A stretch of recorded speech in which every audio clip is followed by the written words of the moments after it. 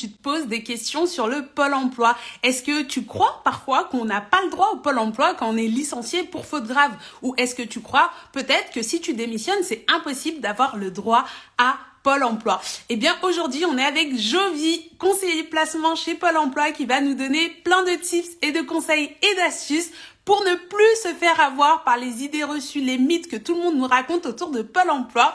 Bienvenue à tout le monde sur ce live, ça va être super. Je vais dire à Jovi, je t'ai vu arriver, tu me rajoutes une petite invite. Alors, il y a Marizou, tu m'as envoyé une demande de participation. Jovi, je vois pas ta demande de participation, si tu peux juste me faire une demande pour monter sur le live. J'espère que vous allez tous et toutes bien. Vous avez passé une bonne journée, que vous êtes prêts. Hello, hello.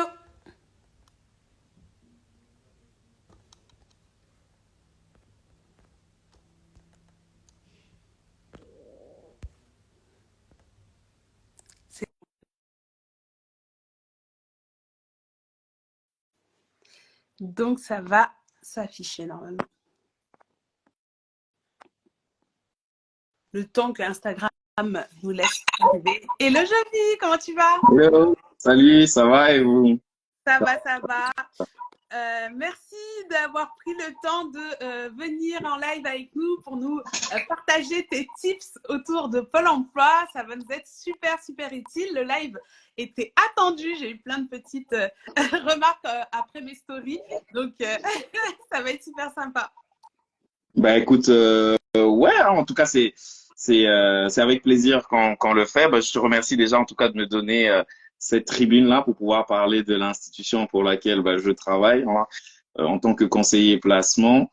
Et bah, ça permet aussi en tout cas de vulgariser l'information que les personnes n'ont pas et qui leur permettra en tout cas de connaître leurs droits et donc de mieux aborder leur inscription lorsqu'ils arrivent à Pôle emploi ou au cours de leur parcours de demandeur d'emploi en tout cas.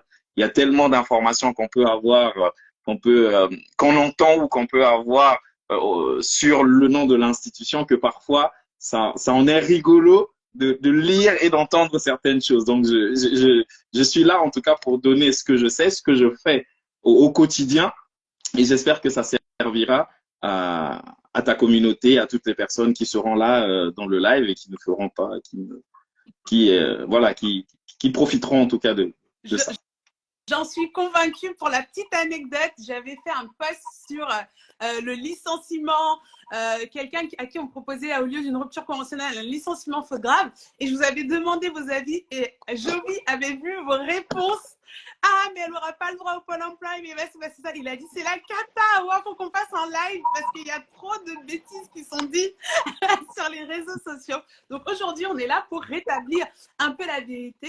Donc, on va passer vite dans le vif du sujet. Avant qu'on rentre dans le vif du sujet, je vais vous présenter un petit peu le concept. On est sur une déconstruction de mythes, donc on est sur une thématique vrai ou faux. Donc, moi, je vais énoncer des vérités qu'on entend beaucoup autour de Pôle emploi et je vais vous proposer à vous, dans le chat, de ne pas hésiter à me dire si j'entends un petit bruit. Je ne sais pas, Jovi, si ça vient de chez toi ou non. Je sais pas. Non. Ah là, ça s'est arrêté quand tu as soulevé le portable, donc je ne sais pas si c'est... Non, ça va. Okay.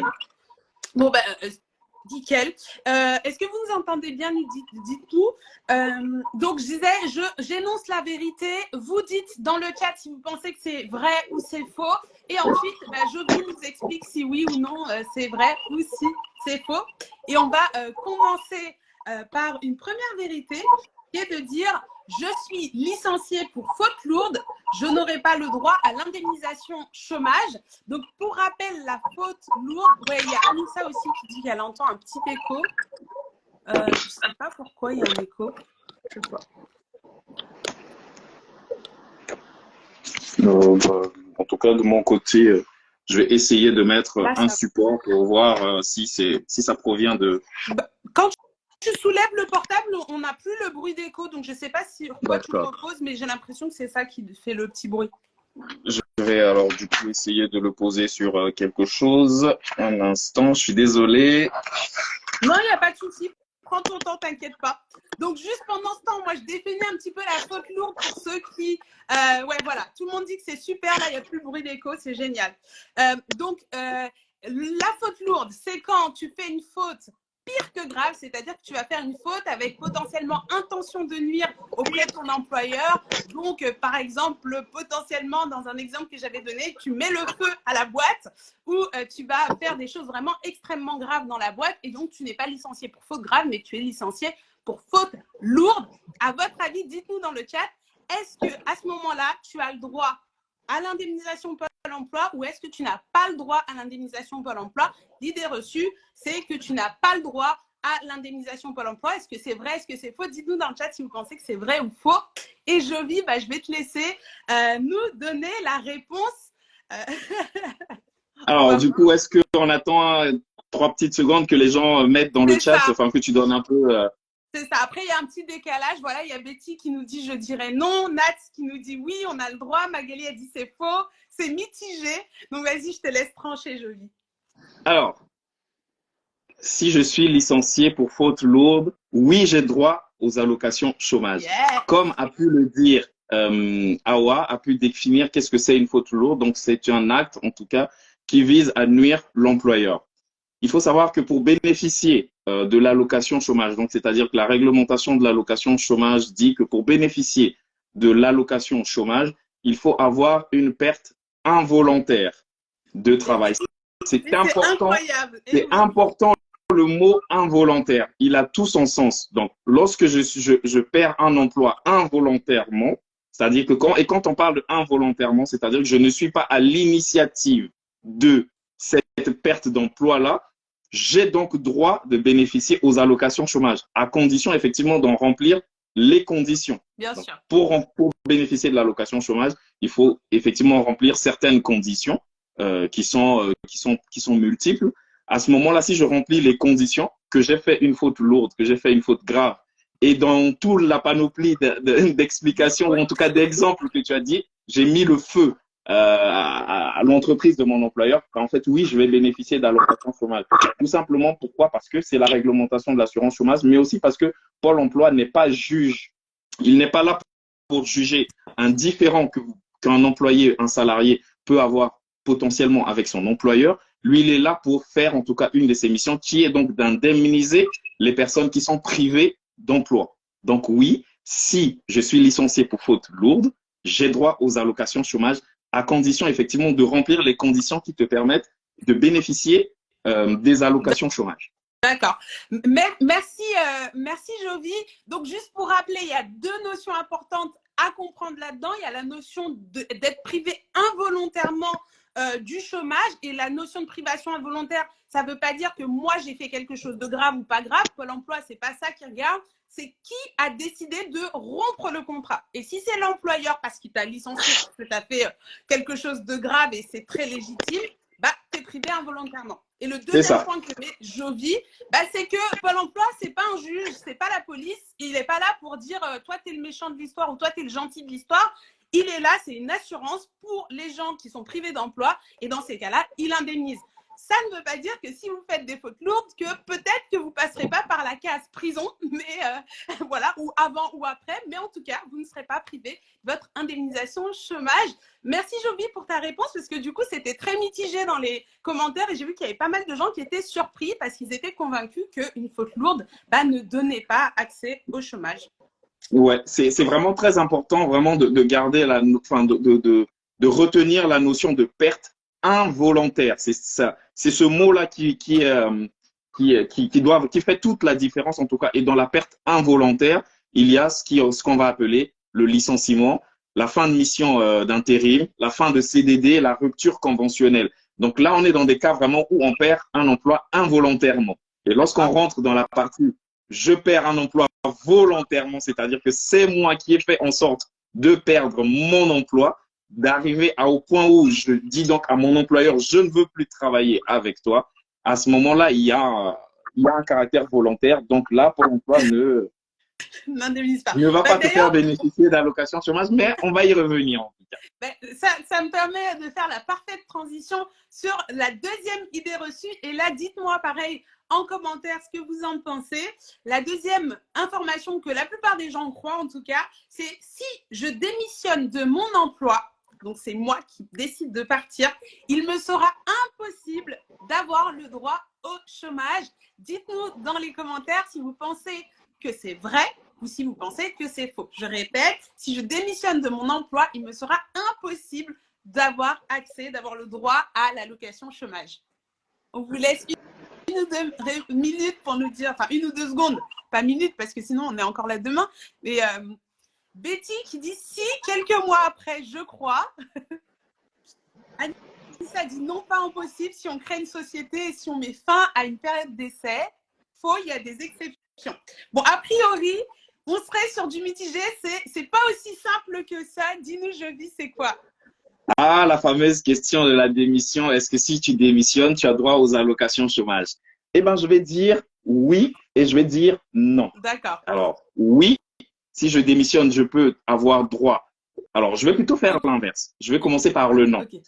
Je démissionne, donc c'est-à-dire que volontairement, je mets fin à mon contrat de travail avec mon employeur. Donc, parce que la démission, c'est un acte unilatéral, en tout cas, de rupture de contrat. Donc, c'est moi qui prends la. Donc, c'est le salarié qui prend la décision de dire à son employeur, je ne veux plus travailler pour toi.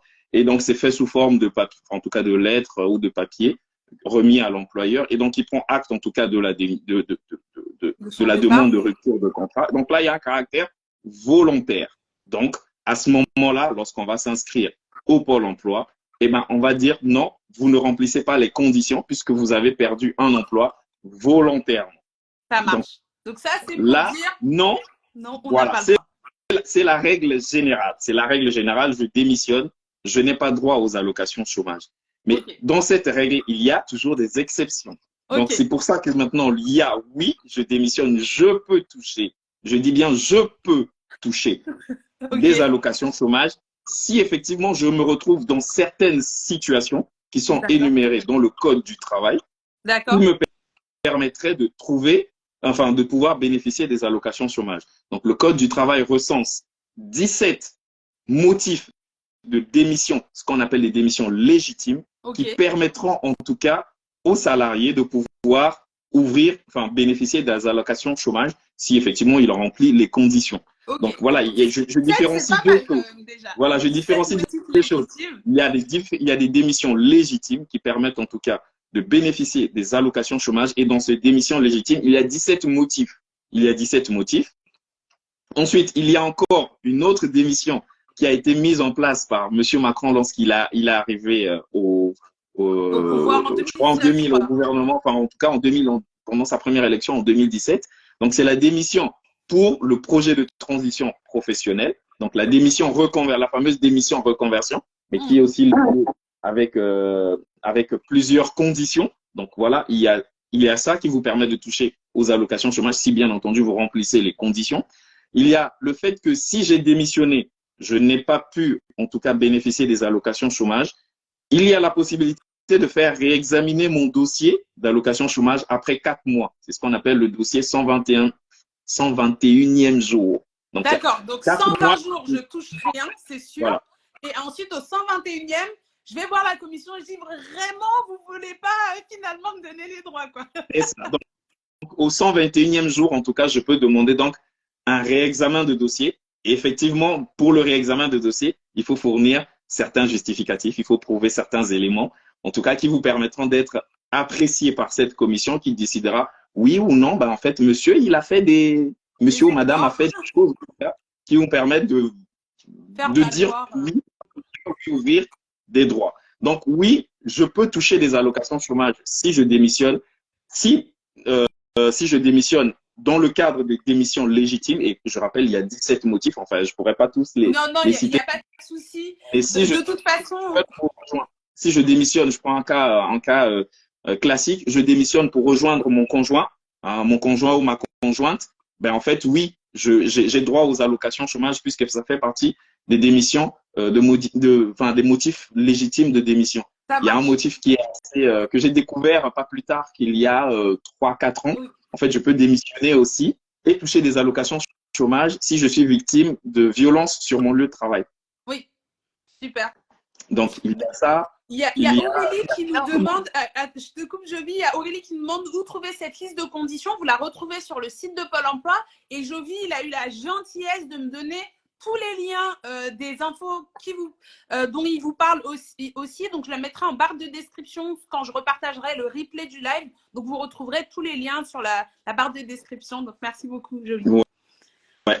Donc voilà, il y a plein de motifs. En tout cas, donc il y a les démissions légitimes. Donc là, il y a 17 motifs. Ça Ensuite, il y a marche. la démission pour le projet de reconversion. Donc voilà, démission, reconversion, transition pro. Il Et, y a voilà, et les il y a ça. Et puis il y a la démission qui vous permet, en tout cas, de bénéficier. Enfin, vous avez démissionné, vous allez recevoir un rejet. Et au bout de 4 mois, en fait, vous pouvez demander à faire réexaminer votre dossier. Mais c'est pas comme ça. Hein. oui, C'est bien pas juste, ah ben tiens, sûr. 4 mois après, je vais demander à faire C'est loin réexaminer mon d'être dossier. Mais en fait, non. automatique. Voilà, c'est loin d'être automatique. Lorsque vous recevez en tout cas le formulaire de rejet, bah, il y a tout est expliqué à l'intérieur. Donc oui, Ça quand je marche. démissionne, je peux toucher des allocations chômage, mais ça c'est la règle exceptionnelle. Mais la règle de droit commun, c'est non, je démissionne, je n'ai pas droit aux allocations chômage. Super, merci beaucoup, Jovi, pour cette deuxième question. Donc, vous avez compris, la règle, c'est non. Et il y a beaucoup d'exceptions. Donc, n'hésitez pas à aller voir les listes d'exceptions, les conditions qui font que peut-être on peut vous rattraper au vol sur certaines conditions. On va passer à la troisième idée reçue. C'est donc, on va partir un peu sur une autre thématique et on va parler un petit peu de formation. Quand je suis au chômage, c'est en priorité à Pôle emploi de financer ma formation. Donc, quand vous êtes demandeur d'emploi et que vous avez envie de vous former à un moment donné, est-ce que du coup, la personne prioritaire ou l'organisme prioritaire pour financer votre formation, pour le coup, ça va être Pôle emploi? Dites-nous en commentaire si vous pensez que c'est vrai ou que c'est faux comme chose qu'on a souvent en tête en tant que salarié. Pour les questions que vous avez supplémentaires pour rebondir, n'hésitez pas à utiliser la boîte à questions. À la fin du live, on aura un créneau pour en discuter aussi. Il y a Aurélie qui dit faux, je galère. Betty qui dit la région peut-être aussi peut aider.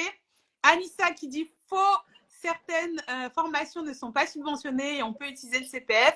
Il y a beaucoup de faux dans les commentaires. Dis-nous, Jovi, est-ce que c'est le Pôle emploi qui est prioritaire pour financer une formation quand on est demandeur d'emploi? Ça pourrait sembler intuitif en tout cas.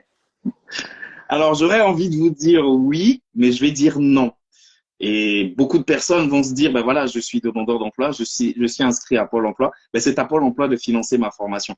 En fait, non, Pôle emploi, déjà, premièrement, c'est pas un financeur de formation.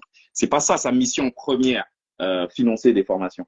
Non, c'est pas ça sa mission première. Sa mission, c'est d'accompagner les demandeurs d'emploi, en tout cas, vers le retour à l'emploi. Et peut-être que le retour à l'emploi, il peut passer par la case formation. En fait, la formation n'est qu'un moyen pour arriver à l'objectif final du projet professionnel qui est le retour à l'emploi.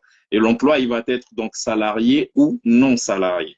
Ça marche. Donc, il faut savoir en fait que on pourrait se dire, ben voilà, en fait, je suis demandeur d'emploi, mais c'est pas l'emploi qui doit financer ma formation. Non. Pourquoi? Parce qu'il y a plusieurs financeurs. Donc, il y a une sorte de pyramide. Et ça, les demandeurs d'emploi ne peuvent pas le connaître. C'est normal, ils ne peuvent pas le savoir puisqu'ils n'ont pas l'information. Et c'est nous, c'est notre rôle à nous, justement, conseillers, d'accompagner les demandeurs d'emploi vers la connaissance des dispositifs de formation et des financeurs pour qu'ils prennent connaissance de ça et qu'ils sachent en tout cas vers qui se tourner majoritairement ou prioritairement pour pouvoir bénéficier d'un financement de formation. Et donc, c'est là tout l'art aussi du conseiller de pouvoir vraiment être proactif ou en tout cas aux demandeurs d'emploi d'être proactif, d'aller vers le conseiller et de se renseigner. Donc, dans l'ordre de financeurs, je dirais le premier financeur de formation. Alors, je vais parler pour la région francilienne puisque on est en région Île-de-France. Le premier financeur de formation, c'est la région Île-de-France. Ok. Donc, généralement, on imagine que même ceux qui sont dans d'autres régions, leurs régions ont cette capacité de financer aussi des formations. Exactement. Alors, oui, tu as raison, et parce que je vais apporter une précision, c'est que parmi les compétences de la région, en fait, administrativement, une des compétences de la région qui lui a été conférée par l'État, c'est de financer ou en tout cas d'accompagner la formation pour adultes, donc la formation continue et l'insertion. Et là, l'écho est revenu. Ah, c'est bon là? Là, je crois que c'est bon. Ouais, c'est bon là. Donc, une des compétences, donc je disais, d'une région, c'est aussi de mettre en place, en tout cas, la formation, l'apprentissage, la formation continue et l'insertion professionnelle des jeunes ou des adultes, en tout cas. Et donc, la région. Voilà. Et ensuite? Voilà. En tout cas, en top 1, il y a la région qui est un gros financeur parce qu'il a un dispositif qui s'appelle AIRE. Donc, R, en fait, R. AIRE? Oui, AIRE, ça s'appelle R, donc Aide individuelle régionale vers l'emploi. Je tape donc, dans le chat pour ceux qui… Voilà. AIRE, comme R. OK. Voilà, comme R. Voilà, R. Mais tu peux rajouter un 2 derrière. Comme ça en fait, c'est R2. D'accord. Et donc, cette aide-là peut servir à financer des formations. Et justement, si moi, je ne connais pas, mon conseiller Pôle emploi peut m'aider à aller savoir comment mobiliser cette aide auprès de la région. Donc, même si le Pôle emploi ne finance pas directement ma formation, il peut quand même m'aider à obtenir un financement de ma formation. Ou en tout cas, m'orienter. Alors, je vais nuancer. Ce n'est pas qu'il peut m'aider. Il doit me donner cette information. Parce que c'est le rôle du conseiller, en fait, de donner ce genre d'informations-là, de délivrer de l'information. Un de nos engagements de service, en tout cas, c'est de partager de l'information. Et donc, on va pas faire de la rétention d'infos. Hein, non, au contraire. Ben, vous savez, en fait, que la région peut financer votre formation. Donc, grâce au dispositif de la région, donc, qui s'appelle AIRE, enfin, R2, voilà, vous pouvez demander un financement auprès de la région. Et ils ont tellement d'argent que les financements vont jusqu'à 10 000 euros. Jusqu'à 6 000 euros, t'as dit? 10 000 euros. 10 000 euros. Ok, donc on peut faire des vraies formations, des vraies reconversions quand même avec ça. Donc, exactement. Bon à savoir, ce serait quoi du coup le deuxième financeur qu'on pourrait utiliser après la région ou alors, en complément peut-être? Pardon? Oui, alors, les deuxièmes financeurs, à surprise, on n'y pense jamais, mais ce sont les entreprises. Les entreprises cotisent à ce qu'on appelle des OPCO, donc les opérateurs de compétences, anciennement OPCA. En fait, les OPCO sont là aussi, dans ces cotisations, sont là pour financer des formations. Donc, les employeurs qui cotisent chaque mois ou pour tous les salariés à ces caisses-là, nous salariés, on cotise au CPF, mais les employeurs, eux, ils cotisent donc aux OPCO et les OPCO sont là pour financer des formations.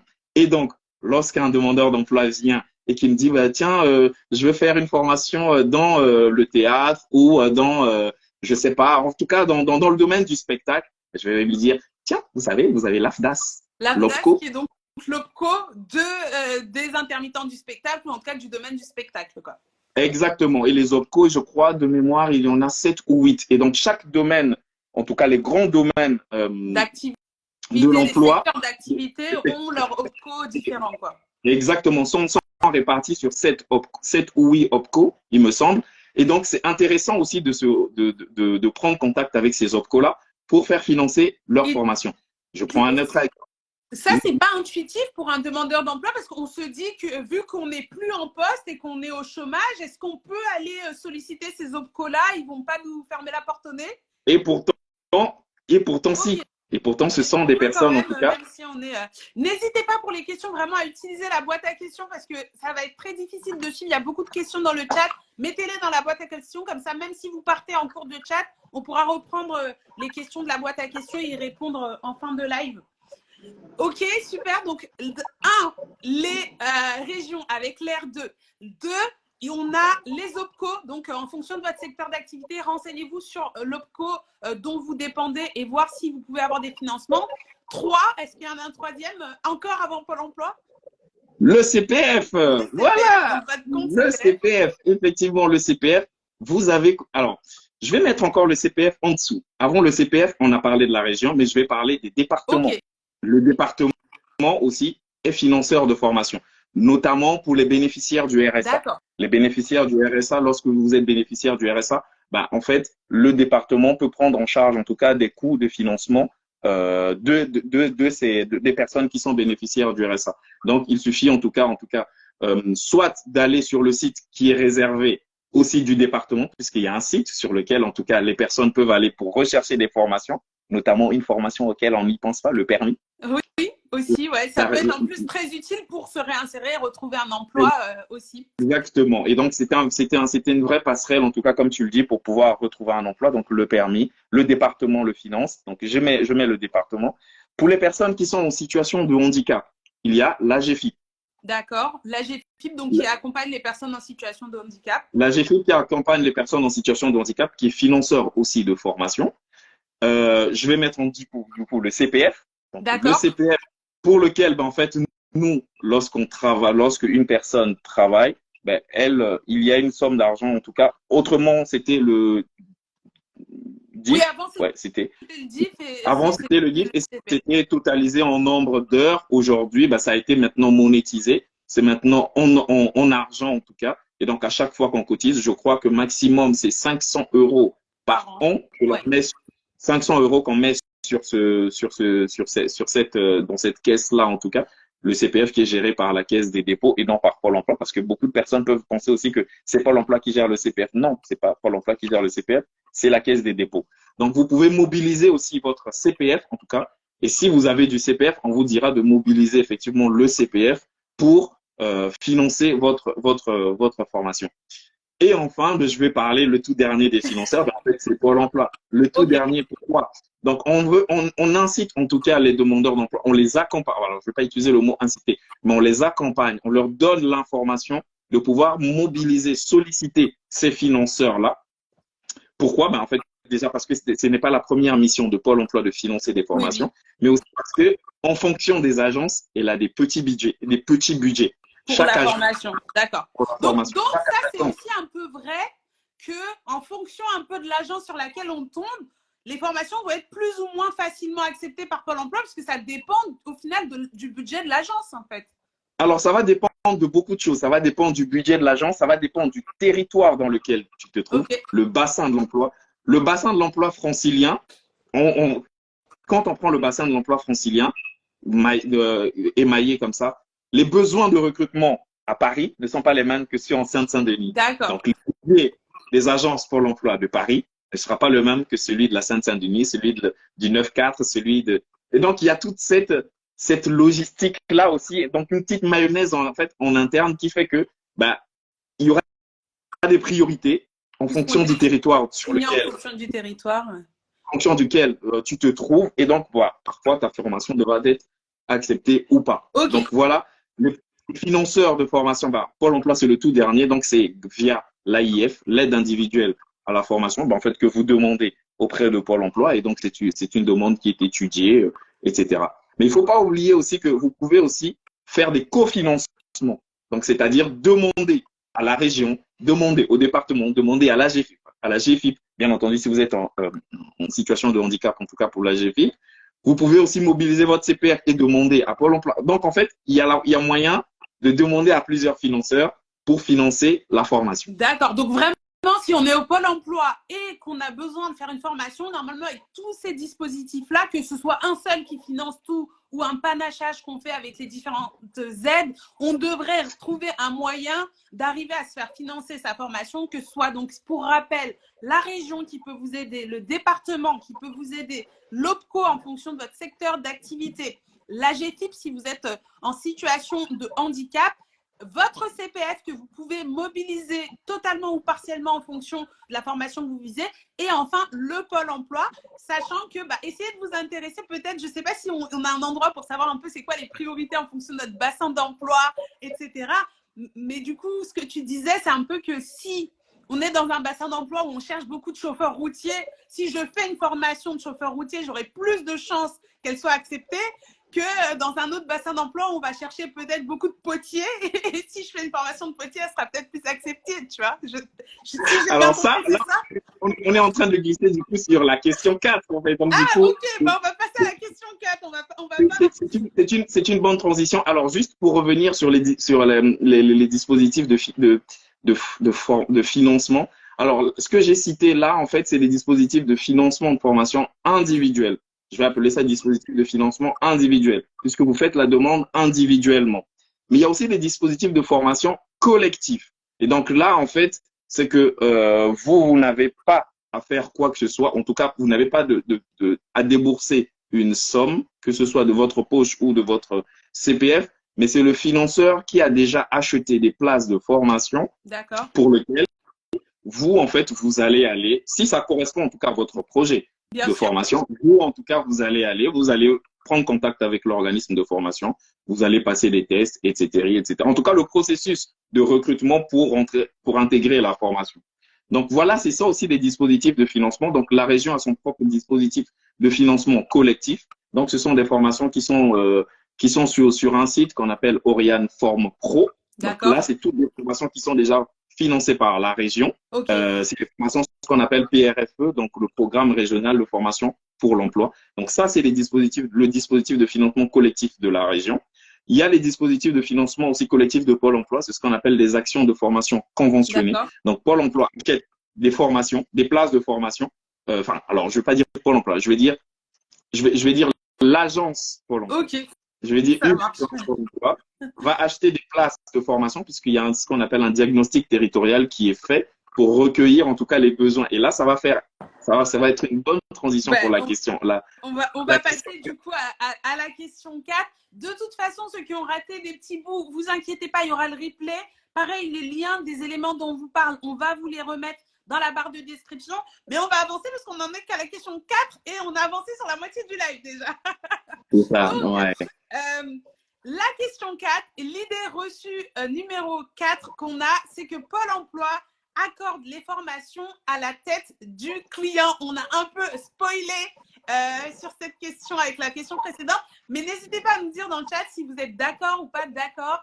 Moi, personnellement, j'ai beaucoup entendu ça autour de moi, notamment des personnes qui avaient toujours leur formation qui était systématiquement acceptée par Pôle emploi et d'autres qui avaient fait tout dans les règles et qui n'avaient jamais de oui de la part de Pôle emploi. Donc, c'était un peu à la tête du client. Qu'est-ce que vous en pensez dans le chat? Est-ce que c'est vrai? Est-ce que c'est faux?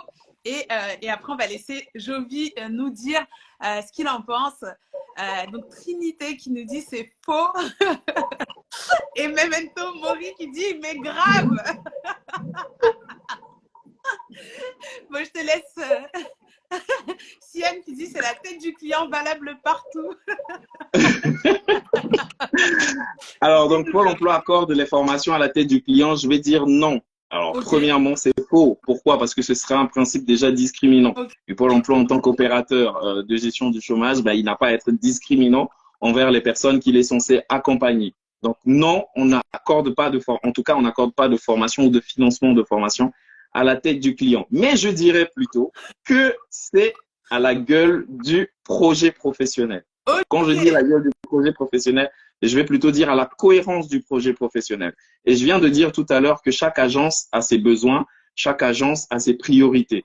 Donc, faut savoir déjà, donc, pour rappeler un peu le contexte, c'est que Pôle emploi en tant qu'opérateur de gestion de chômage, donc c'est-à-dire que c'est un opérateur public à qui l'État confie l'accompagnement, la mission de pouvoir de faire du placement des personnes qui sont privées d'emploi auprès d'entreprises qui sont demandeuses.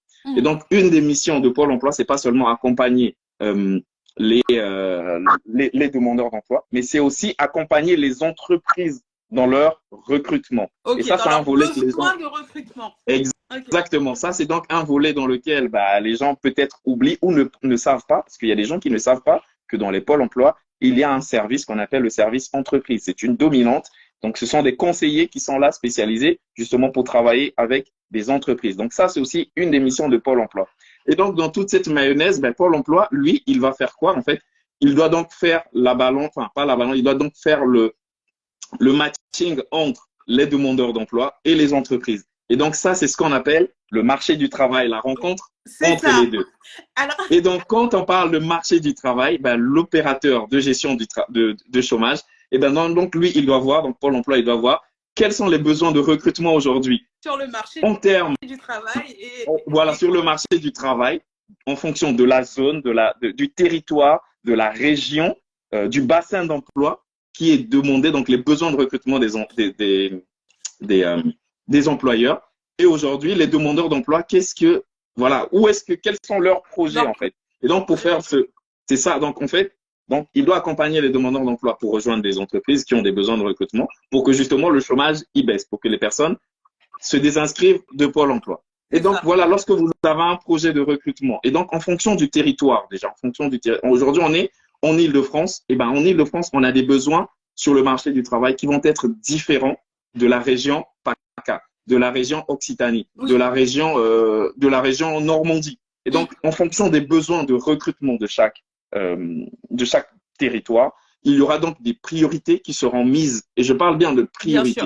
Je précise bien, il y aura donc des priorités qui seront mises sur ces métiers-là, ou pour lesquels il y a des besoins de recrutement. Et donc, c'est vers ces métiers-là qu'il y aura plus de financement de la part de Pôle emploi. Et donc, ces financements seront prioritaires puisque c'est dans ces métiers-là qu'il y a des besoins de recrutement. Okay. Bien entendu que, comme j'ai énoncé auparavant, il y a des dispositifs de financement que vous pouvez mobiliser lorsque vous avez un projet. Donc, si Pôle emploi, en tout cas l'agence dans laquelle vous êtes, ne souhaite pas ou ne peut pas financer votre projet de formation, ben à ce moment-là, ben, il vous oriente en tout cas vers les autres dispositifs pour pouvoir mobiliser ces dispositifs afin de faire financer la formation. Mais ça ne veut pas dire que Pôle emploi ne peut pas financer votre projet. Pour la petite anecdote, moi, quand j'ai commencé en tant que conseiller, donc c'est-à-dire il y a quelques années déjà, j'avais un jour un demandeur d'emploi qui est venu avec un projet de formation, c'était clown. Oui, clown, ok. C'était clown. Et tu te souviens, il quittait quel secteur d'activité pour devenir clown? Alors, là, on est dans le spectacle. Ah oui, on est dans le domaine du spectacle, en fait. Clown, on est dans le domaine du spectacle. Et donc là, il me dit, ouais, je vais faire clown, j'ai déjà fait ma première année, etc. Donc, il me demande un financement pour une deuxième année. Je me dis, mais attends, clown?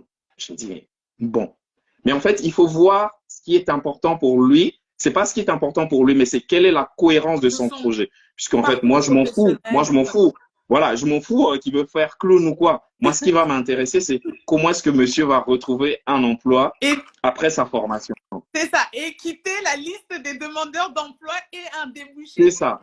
C'est ça. Et en fait, c'est ça en fait qui nous intéresse. C'est aujourd'hui, vous venez avec un projet de formation, vous voulez vous former. Mais en fait, on va regarder quelle est la cohérence en fait entre les besoins de recrutement déjà sur le marché du travail. Et s'il n'y a pas de cohérence, en tout cas, on va se dire mais comment monsieur il va faire pour retrouver un emploi avec la formation qu'il nous demande. Mais en fait, c'est de demander à se faire financer. Et donc, à ce moment-là, voilà, c'est ça. Et à ce moment, parfois, on a des projets farfelus comme ça au premier abord, mais il a su me démontrer qu'en fait, au bout de sa formation, eh ben, il va retrouver un emploi. Et voilà, il va avoir un job et il va pouvoir faire bouillir la marmite, quoi. Exactement. Et donc, voilà, je me souviens, c'était une anecdote vraiment très, je tenais à la partager. Oui, on a financé sa formation de clown. On pourrait se dire, tiens, clown, franchement, pourquoi pas. Clown. Oh là là, moi, je demande un métier sérieux, on me dit non, et lui, on le finance une formation de clown. Voilà, c'est ça. Mais c'est aussi là que il faut qu'il y ait une nuance. Parfois, il y a des gens qui viennent, oui, on a financé la formation de mon voisin, de mon ami. Mais en fait, les situations sont différentes.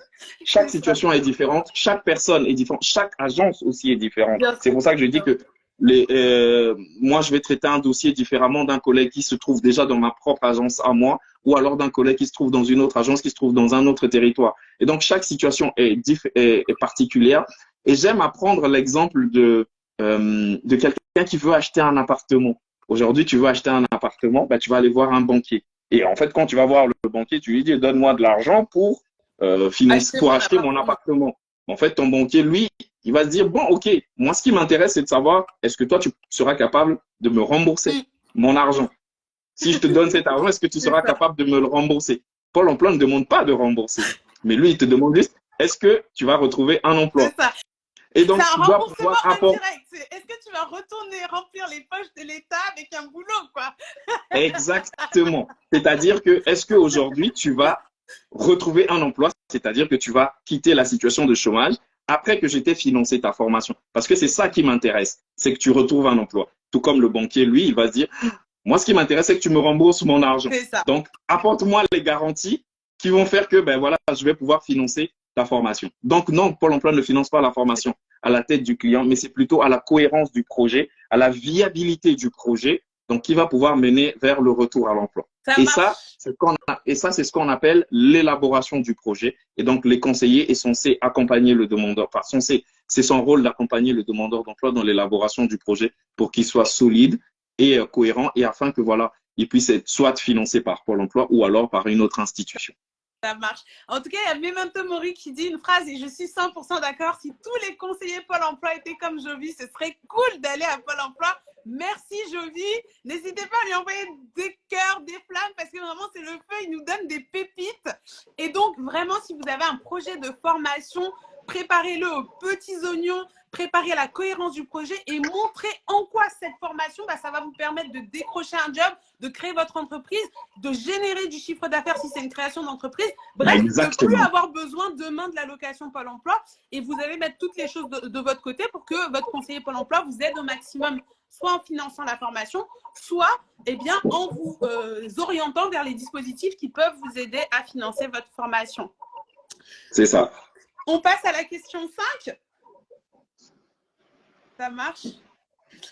Super. La question 5, c'est quand je suis malade, ça ne sert à rien de demander un arrêt de travail à mon médecin si je suis demandeur d'emploi et que je suis inscrit au Pôle emploi. Donc, dites-moi, vous, si vous avez déjà été au chômage, si vous avez été malade, est-ce que quand vous êtes au Pôle emploi, vous prenez la peine d'aller voir votre médecin et demander un arrêt de travail pour l'envoyer au Pôle emploi ou est-ce que ça ne sert à rien si vous êtes demandeur d'emploi de demander un arrêt de travail? Dites-nous si vous pensez que c'est vrai ou faux cette affirmation.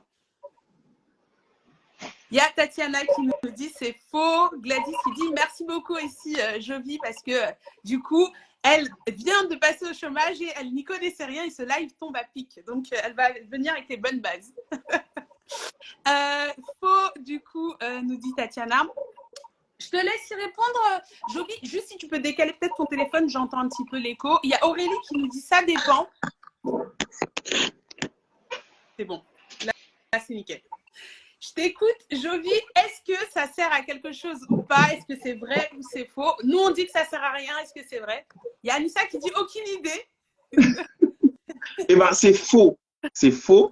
C'est pas que ça ne sert à rien. C'est obligatoire de prévenir Pôle emploi, en tout cas, si vous êtes en situation d'arrêt maladie. Okay. Donc, si vous avez eu un accident, si vous avez eu une maladie et que votre médecin vous met en arrêt, en fait, il faut prévenir Pôle emploi. Tout simplement, pourquoi déjà? Premièrement, ça permet déjà de vous protéger physiquement, puisque durant la période pendant laquelle vous êtes en arrêt maladie, on ne peut pas vous solliciter. En fait, Pôle emploi ne peut pas vous solliciter. C'est-à-dire que de la même manière, vous êtes en arrêt maladie quand vous êtes salarié auprès de votre employeur ne doit pas vous solliciter, parce que pendant cette période, vous êtes indisponible. Et ben, c'est la même chose aussi lorsque vous êtes en arrêt maladie auprès de Pôle emploi. Et ben, en fait, vous n'avez pas à être sollicité durant cette période-là. Ça, c'est pour la première raison. Mais la deuxième raison, c'est l'impact sur les allocations. Donc, quand je suis, si bien entendu, j'ai les allocations. Donc, si j'ai les allocations et que mon médecin me met en arrêt maladie, en fait, je dois le transmettre au Pôle emploi. Pourquoi? Parce que lorsque je suis en arrêt maladie, c'est pas à Pôle emploi de m'indemniser, mais plutôt à la sécurité sociale, donc à la caisse primaire d'assurance maladie, ma caisse primaire d'assurance maladie qui prend le relais de versement des indemnités journalières. Donc oui, ça sert à demander un arrêt maladie lorsque on a droit à un arrêt maladie et le transmettre en tout cas auprès de Pôle emploi dans les 72 heures. Donc, considérez aujourd'hui, en fait, quand vous êtes demandeur d'emploi, en fait, Pôle emploi est comme votre employeur, donc il vous verse une indemnité. Si vous êtes en arrêt maladie, il faut le lui faire savoir dans les 72 heures en tout cas, en transmettant votre arrêt maladie, en faisant votre déclaration sur votre espace personnel et en transmettant l'arrêt maladie. Ça permet en tout cas d'être pris en compte et ça évitera les trop perçus sur la partie allocation. Pourquoi? Parce que si vous ne déclarez pas que vous êtes en arrêt maladie, déjà de un, vous pouvez être sollicité. Alors qu'imaginez, vous avez une jambe cassée et que votre médecin vous a mis en arrêt maladie, il vous a dit restez chez vous. Vous avez une jambe cassée et que Pôle emploi vous dit venez à une convocation ou à un atelier. En fait non, je peux pas parce que voilà, je suis pas en état en tout cas. En fait, nous on est un peu en tort, mais vous aussi vous êtes en tort puisque vous n'avez pas fait, vous n'avez pas signé. Vous n'avez pas fait cette démarche-là de prévenir l'institution. Et si vous êtes en arrêt maladie, ben en fait, c'est la sécurité sociale qui vous verse des indemnités. Et si Pôle emploi continue aussi à vous verser des indemnités, au final, il finira par le savoir, puisqu'il y a des flux informatiques entre la sécurité sociale et Pôle emploi. Et donc, l'information va remonter, car à un moment donné, vous étiez en arrêt maladie. Et quand l'information va remonter, le flux informatique va donc en tout cas permettre à ce qu'il y ait donc un trop perçu, parce qu'on vous a versé de l'argent qui ne devrait pas vous être versé. À ce moment-là, on vous demandera donc de rembourser. Donc oui, ça sert à demander un arrêt maladie, si en tout cas c'est nécessaire et que c'est préconisé par votre médecin. Ça sert à demander un arrêt maladie et à le transmettre auprès de Pôle emploi. C'est ça. Et du coup, le cas le plus fréquent, c'est pas que je pense que c'est pas que les gens vont à la Sécu et puis prennent la Sécu et ils prennent le Pôle emploi. C'est juste que ils disent, bah, vu que je suis au chômage, je ne fais rien, donc j'ai pas besoin d'arrêt maladie. Ils vont dire à leur médecin, non, j'ai pas besoin d'arrêt, je fais rien, je suis au chômage. Mais en fait, ce que tu es en train de nous expliquer, c'est quand on quitte et qu'on s'inscrit au Pôle emploi, en fait, notre nouvel employeur, entre guillemets, devient Pôle emploi. Et donc, on travaille puisqu'on est occupé à chercher un boulot, à se former, à faire des actions concrètes pour trouver un boulot. Et donc, si on est malade et qu'on n'est pas en état de le faire, il faut un arrêt de travail pour être indemnisé par la sécurité sociale, que Pôle emploi mette en pause notre indemnisation. D'ailleurs, ça permet d'économiser aussi du coup des jours d'indemnisation Pôle emploi qui reprendront quand on sera en état de reprendre notre recherche active de boulot. C'est ça. Et là, tu l'as bien en tout cas résumé. C'est que contractuellement, lorsqu'on s'inscrit en tant que demandeur d'emploi, on est lié par le code du travail. Et ça, c'est quelque chose que beaucoup de gens ne savent pas. Vrai que ils se disent juste, moi, je ne savais pas en tout cas. Ils se disent juste, ouais, je suis lié, enfin, je suis inscrit à Pôle emploi, bah voilà, je m'en fous ou quoi que ce soit. Mais en fait, non. Vous êtes lié contractuellement au Pôle emploi grâce au code du travail. De la même manière dont vous êtes lié à votre employeur grâce au code du travail qui régit en tout cas le lien entre un salarié et un employeur. Et en fait, Pôle emploi et le demandeur d'emploi, c'est le code du travail. Et à partir du moment où on s'inscrit à Pôle emploi, ben, en fait, on a des droits et des engagements. Et donc, l'employeur qui était, lorsque vous étiez en situation de salariat, ben, devient Pôle emploi lorsque vous êtes en situation de chômage. Donc, j'ai les mêmes obligations, en fait, c'est-à-dire de le prévenir si je suis en arrêt maladie. Ça marche. Merci beaucoup, Jovi. On va passer à la question numéro 6, ou en tout cas l'idée numéro 6. La vérité qu'on a beaucoup en tête, c'est quand on est au chômage, eh bien, je peux prendre des vacances quand je suis au chômage. J'ai le droit de partir en vacances. Dites-nous dans le chat si vous pensez que c'est vrai ou c'est faux. Est-ce que vous avez le droit de partir en vacances quand vous êtes au chômage? N'hésitez pas à nous dire. Et Jovi nous dira si on a le droit ou pas de prendre des vacances. N'oubliez pas pour les questions de bien les mettre dans la boîte à questions pour qu'on puisse les traiter en fin de live. Magali dit que c'est vrai, on a le droit de partir en vacances quand on est au Pôle emploi. Jodel, Anissa, tout le monde dit que c'est vrai. Ami nous dit même 30 jours par an et Sweet and Sales aussi nous dit que c'est vrai. Donc a priori, il n'y a pas trop de suspense. Jovi et Aurélie aussi, elle dit oui, mais il faut prévenir. Donc, est-ce qu'on a le droit oui. Et oui, heureusement que oui, je suis au chômage, j'ai le droit de prendre des vacances. Oui, oui, 100% oui. Et il y a quelqu'un qui a dit approximativement quelque chose. Lorsque je suis demandeur d'emploi, ben en fait, j'ai des jours, ce qu'on appelle des jours d'indisponibilité. Donc, les demandeurs, enfin, les salariés ont des congés payés ou des RTT. Mais les demandeurs d'emploi ont droit à ce qu'on appelle des jours d'indisponibilité. Et donc, ces jours d'indisponibilité sont au total de 35 jours d'indisponibilité par an. Donc, du 1er janvier au 31 décembre, un demandeur d'emploi a droit à ce qu'on appelle 35 jours d'indisponibilité qu'il peut poser comme bon lui semble, en tout cas, durant cette période-là, jusqu'à épuisement de ces 35 jours-là. Et durant ces périodes où il se déclare indisponible, ben, il peut faire ce qu'il veut. Donc, c'est-à-dire que voilà, il doit en tout cas renseigner ses jours d'indisponibilité si et seulement si il doit se déplacer de son domicile plus de 7 jours. Donc, si je vais aller en Vendée pendant une semaine, passer des vacances, eh ben, je vais poser mon indisponibilité donc sur mon espace personnel.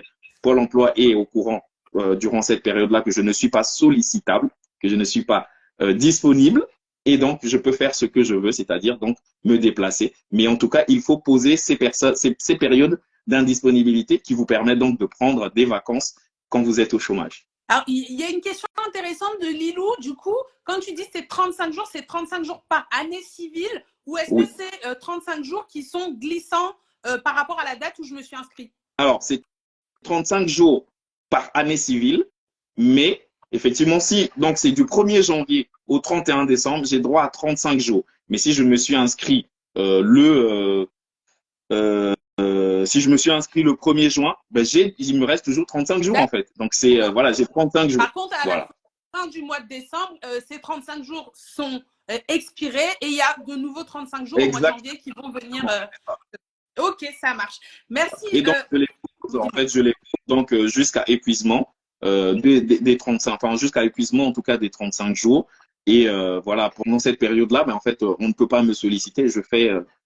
Voilà, je suis en congé. Voilà. Ok, alors par exemple, si je veux 2 mois d'affilée et que je suis malin, je fais du 1er décembre au 31 janvier et j'ai 2 mois de vacances, quoi. Oui, pour reprendre peut-être une journée. Alors, non, ça ne marchera pas. Pourquoi? Parce que lorsque tu vas poser au mois de décembre, donc c'est-à-dire qu'au 31 décembre, lui, il va dire en fait que tu vas épuiser donc les 35 jours pour l'année donc 2023. Oui. Il faudra attendre qu'on arrive au 1er janvier. En fait, il faut attendre d'être au 1er janvier pour poser les jours qui seront valables pour le 1er janvier 2024. D'accord. Donc, il faut revenir un jour ou deux pour reposer ces nouveaux 35 jours, quoi. Exactement. Voilà. Ça marche. Merci beaucoup, Jovi. On passe à la question numéro 7. Si je crée mon entreprise et que je demande l'ARS, donc l'ARS, c'est 60% du montant de mes droits à indemnisation pour créer mon entreprise, donc c'est un capital qu'on me verse. Le reste de mes droits, donc les 40% que je n'ai pas pris, eh ben, va rester dans la poche de Pôle emploi et ils sont perdus. Donc ça, a priori, c'est une idée qu'on a. Est-ce que vous pensez que c'est vrai ou est-ce que vous pensez que c'est faux? Donc, je vous rappelle, l'ARS, c'est quand vous décidez d'avoir un projet de création d'entreprise et au lieu de continuer à être payé par Pôle emploi, vous allez prendre tout le capital, entre guillemets, de droits Pôle emploi que vous avez et Pôle emploi va vous en donner 60% pour que vous puissiez créer votre entreprise avec cet argent. Et les 40% restants, bah, ils restent dans la poche de Pôle emploi. En tout cas, c'est l'idée qu'on a de ce dispositif. Est-ce que vous connaissez déjà l'ARS et est-ce que vous pensez que c'est vrai ou est-ce que vous pensez que c'est faux? Dites-nous dans les commentaires.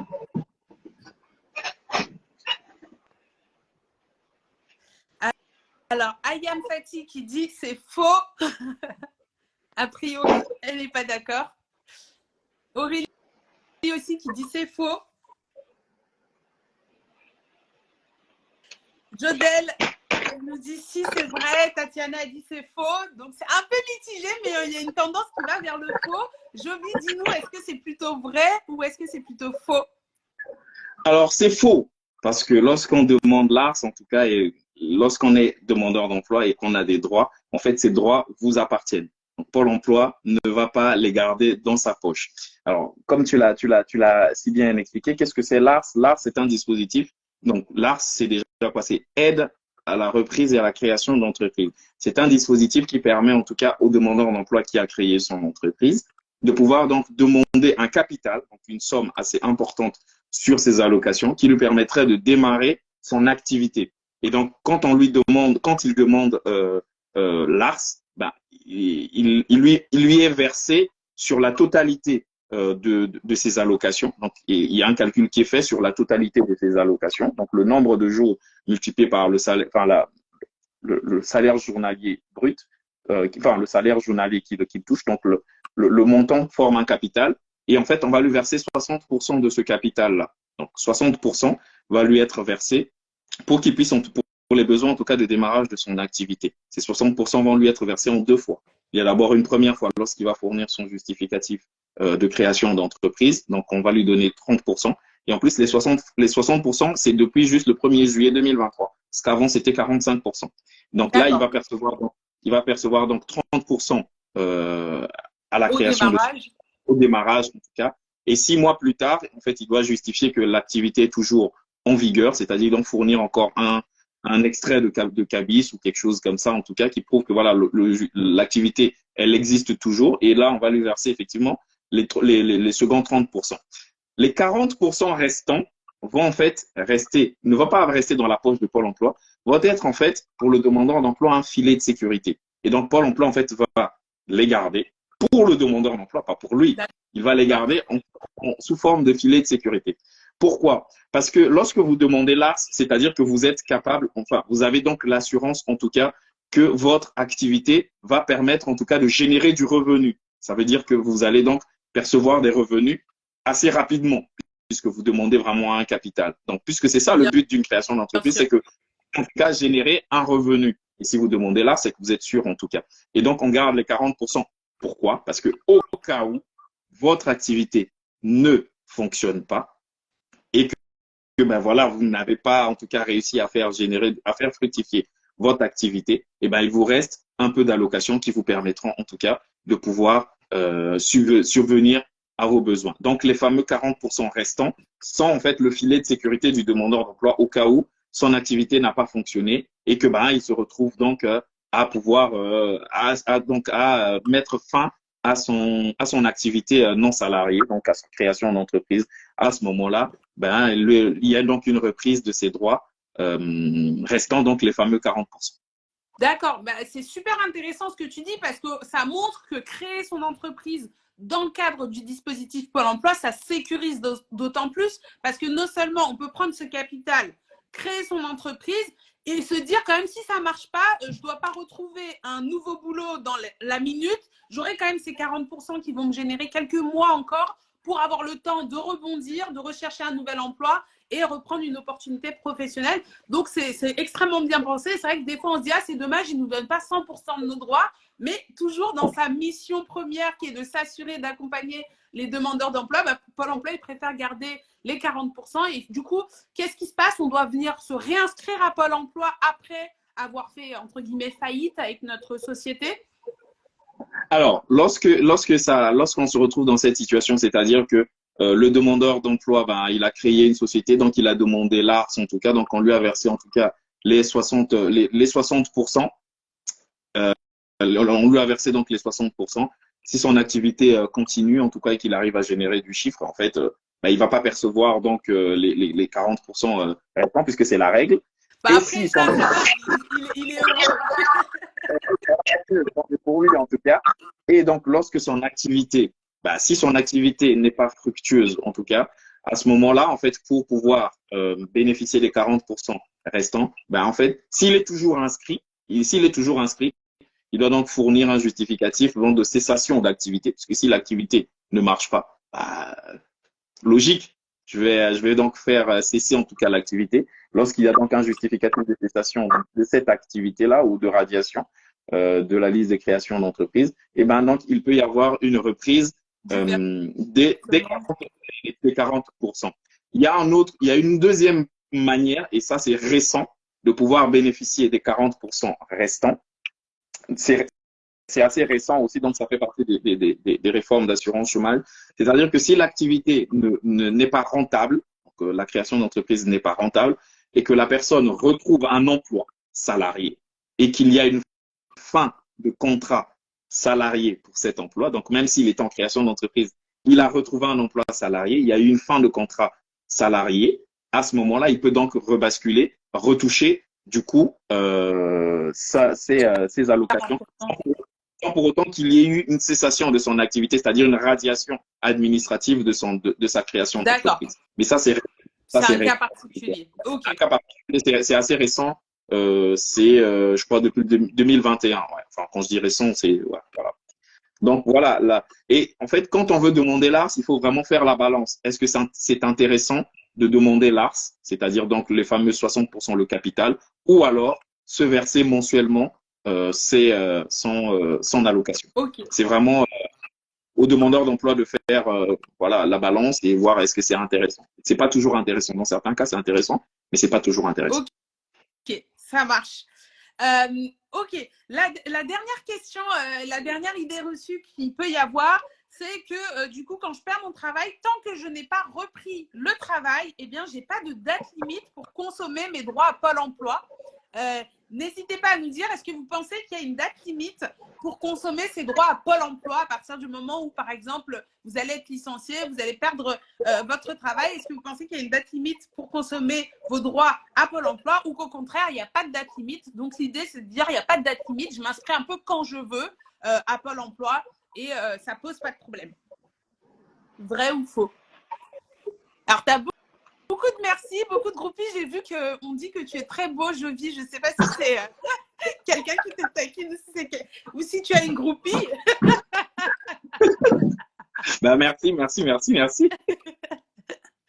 Donc, tu es beau et tu dis des choses tellement intéressantes et tellement précieuses. Il y a Sally qui dit non, je ne pense pas qu'on peut s'inscrire quand on veut. Jodel qui dit c'est une bonne question, on ne sait pas du tout. Et Aurélie qui dit qu'il faut s'inscrire le plus tôt possible. Lilou, elle dit vrai, mais avec une carence. Bref, on a l'air d'être un peu perdu sur cette question. Dis-nous tout, éclaire-nous, Jovi. Est-ce qu'il faut s'inscrire rapidement à Pôle emploi ou est-ce qu'on a tout le temps qu'on veut? Alors, pour cette question, je vais faire intervenir, enfin, je vais répondre et je vais faire intervenir en tout cas deux notions qui sont très peu connues, très peu connues, parce que déjà, c'est des termes que nous, on connaît en interne. Et donc, pour le demandeur, enfin, pour les personnes qui sont externes, en tout cas, à l'institution, bah, forcément, bah, si elles ne sont pas allées sur le site de Pôle emploi, pour poser à Google pour regarder un peu, donc elles n'auront pas cette information. Donc, la première chose que je vais dire, donc, alors, la question, c'est tant que je n'ai pas repris de travail, je n'ai pas de date limite pour consommer mes droits à Pôle emploi. Mais en fait, c'est faux. S'il y a une date limite, alors, on va appeler ça comme ça, on va dire date limite, mais on va plutôt appeler ça délai de forclusion. Okay. Non, le délai de déchéance. Déchéance. Ah, déchéance. Oui, déchéance, comme déchéance de nationalité. Donc, le délai de déchéance. Et donc, en fait, ce délai de déchéance dit quoi? C'est que quand j'ai des droits, ils ont une forme de validité qui est d'abord d'un socle de 3 ans. Donc, c'est un socle de 3 ans, plus la durée des droits. Alors, je ne sais pas si je me fais comprendre, je vais prendre un exemple pour faire le plus simple. Donc, vous avez retrouvé un emploi, en tout cas avant la fin de votre indemnisation. Donc, en gros, vous avez des droits, je vais dire, vous avez ouvert des premiers droits, il vous reste, on va prendre 365 jours, c'est-à-dire un an. On va prendre 365 jours. Et donc, voilà, vous avez retrouvé un emploi, vous vous êtes désinscrit. Donc, il vous reste 365 jours, en tout cas, le temps que vous puissiez, en fait, travailler. Ces 365 jours-là, en fait, ils ont une validité de 3 ans. Le socle, c'est qu'ils sont valables encore pendant 3 ans. Alors, juste pour clarifier, Jovi, je repars de ton exemple. Donc, je suis inscrit à Pôle emploi. Il me reste encore un an. J'ai trouvé un job en CDI. Donc, je me désinscris de Pôle emploi alors qu'il me reste encore 365 jours d'indemnisation. Et donc, je commence mon CDI. Donc, ces 365 jours, tu nous dis qu'ils ne sont pas perdus. Il y a un délai de 3 ans pour les consommer. Exactement. Alors, il y a un délai de 3 ans plus la durée des droits. En gros, le socle, c'est-à-dire que donc le délai de déchéance, c'est les 3 ans plus la durée des droits. Donc, en gros, j'ai 4 ans pour consommer ces droits-là. Prenons un exemple, c'est que j'ai ces droits-là en 2023. C'est-à-dire qu'au 1er décembre, il me reste 360, enfin, au 30 novembre, il me reste 365 jours. Au 30 novembre, je me désinscris de Pôle emploi puisque le 1er décembre, j'ai un emploi. Donc, on est au 1er décembre 2023. Il me reste 365 jours. Ces 365 jours-là, en fait, ils vont être valables 3 ans. Donc, 2023, 3 ans. Donc, 2026, plus la durée des droits qui est restante. Donc, un an. Donc, 365 jours. En gros, ça fait jusqu'au 30 novembre 2027. C'est ça. Ces droits sont valables. Ils sont valables donc jusqu'au 30 décembre 2027. Et quand on parle de validité, c'est-à-dire que si je ne les touche pas, c'est-à-dire que si je ne perçois pas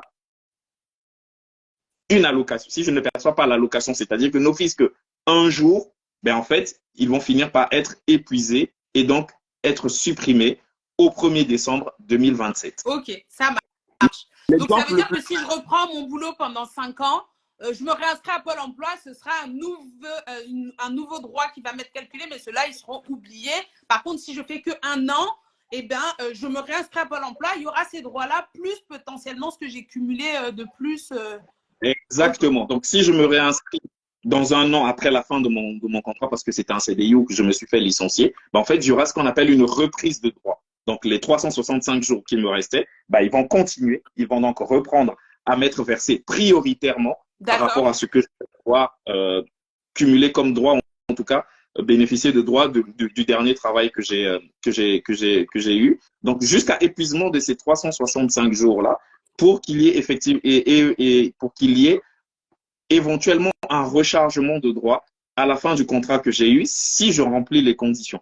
Alors, Donc, du coup, il y a une question intéressante de Sally, c'est du coup quel salaire sera pris en compte. Donc, comme tu dis prioritairement, c'est les anciens droits avec l'ancien salaire qui sera pris en compte. c'est ça. C'est-à-dire que quand je me réinscris, donc le cas le plus classique, j'ai travaillé, j'avais des droits, il me reste donc des droits, ben, je me désinscris parce que je retrouve un emploi. Alors, voilà, le cas le plus classique. Je suis étudiant, je travaille chez McDo, etc. Donc, je suis payé au SMIC et en parallèle, je fais mes études. Donc, voilà, à la fin de mes 2 années chez McDonald's, ben, j'ai droit à une allocation qui est aux alentours de 900 euros par mois. Quand je fais mon actualisation, on me verse mes 900 euros. Mais à côté, moi, je me formais, je faisais mes études et aujourd'hui, je suis chef de projet et donc mon salaire, ben, il est plus important. Et donc, je suis à 40K annuel et donc, je ne sais pas, Awas, 40K annuel, ça fait combien? Ah, Allez, en on va allocation Pôle emploi, moi, je sais pas. Mais prendre comme ça et donc, ça me fait 1500 euros voilà, d'allocation. Donc, peut-être c'est-à-dire que quand je me suis désinscrit de Pôle emploi, ben, il me restait en fait mes allocations, il me restait 365 jours où je touchais 900 900 euros. euros. Et quand en fait je vais terminer mon emploi, mon CDD de chef de projet, bah, vu que j'avais un salaire plus important, bah, forcément mon allocation chômage aussi sera plus élevée. Et donc quand ils vont faire le calcul de mon allocation chômage à ce moment-là, bah, ils vont voir en fait peut-être que j'ai droit à 1500 euros d'allocation chômage. Mais en fait, quand je me réinscris, prioritairement, ce sont les droits anciens qui doivent être versés jusqu'à épuisement. C'est la D'accord. règle. D'accord. C'est la Et règle. ensuite, mes nouveaux droits vont commencer.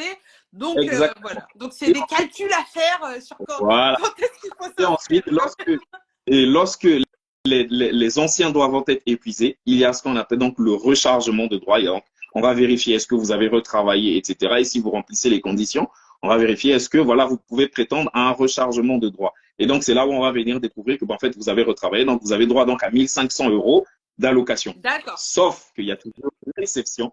Donc, dans cette exception-là, c'est en fait, non, aujourd'hui, comme mes charges sont plus élevées, ben, en fait, j'aimerais toucher mes 1500 euros et plus mes 900 euros. Et D'accord. là, je vais faire ce qu'on appelle le droit d'option. Donc, je vais demander à Pôle emploi, je vais faire donc mon droit d'option, c'est-à-dire que je vais dire à Pôle emploi, je ne souhaite plus toucher mes anciens droits, mais je souhaite toucher mes nouveaux droits. Et là, il y a un calcul qui doit être fait par le conseiller indemnisation. Le droit d'option doit être, pour être valable, il faudrait qu'il y ait un delta entre les anciens droits et les nouveaux droits de 30%. Il faudrait qu'il y ait un delta C'est de 30%. significatif. C'est-à-dire, Quoi. voilà. C'est-à-dire que si il y a 30% et plus d'écart, à ce moment-là, le droit d'option, il est recevable. S'il y a moins de 30%, il n'est pas recevable, en tout cas.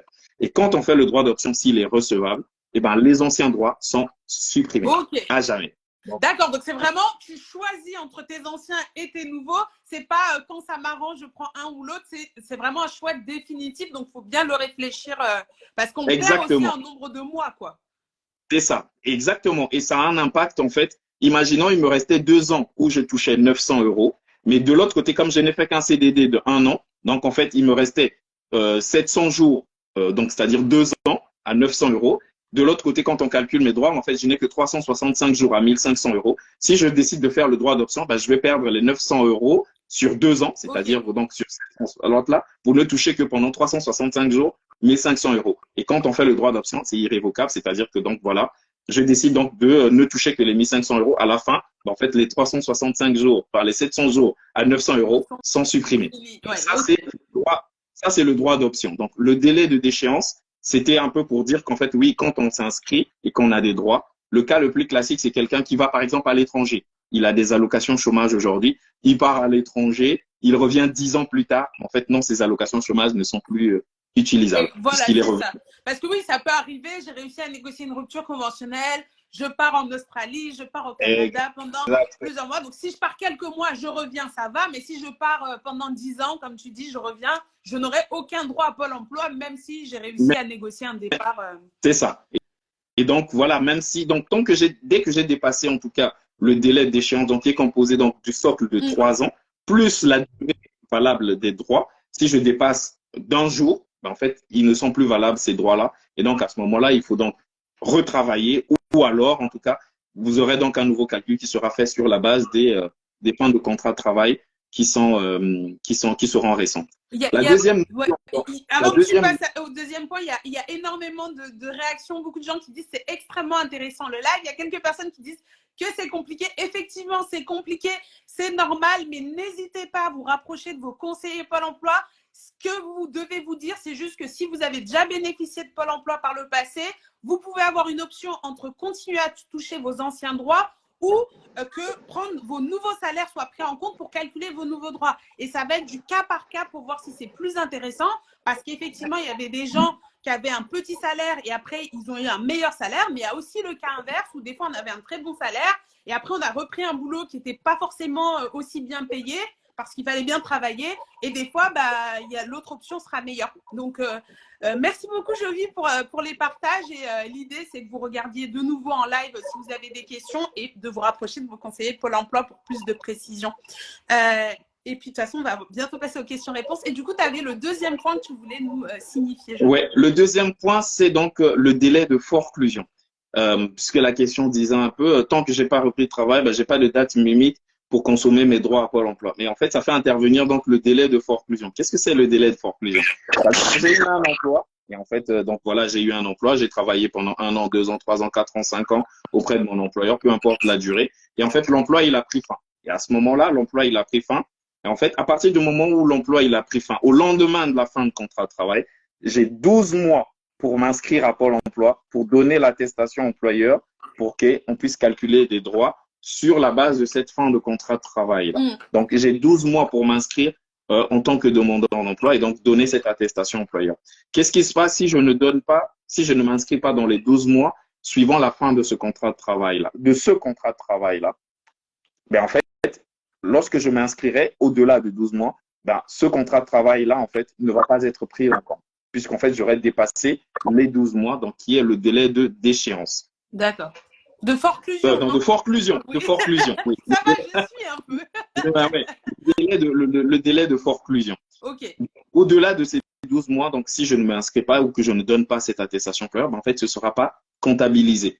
Et le cas le plus classique, c'est les personnes qui travaillent, qui ont une rupture de contrat de travail, qui retrouvent un emploi juste derrière, qui continuent en fait à travailler, mais en fait qui ne donnent pas qui ne se réinscrivent pas ou qui ne s'inscrivent pas, qui ne donnent pas ces attestations employeurs. Et un bon jour, le gars, il aura totalisé comme ça peut-être 5 contrats de travail sur les 5 dernières années. Il va venir avec et en fait, il va donner toutes les attestations employeurs.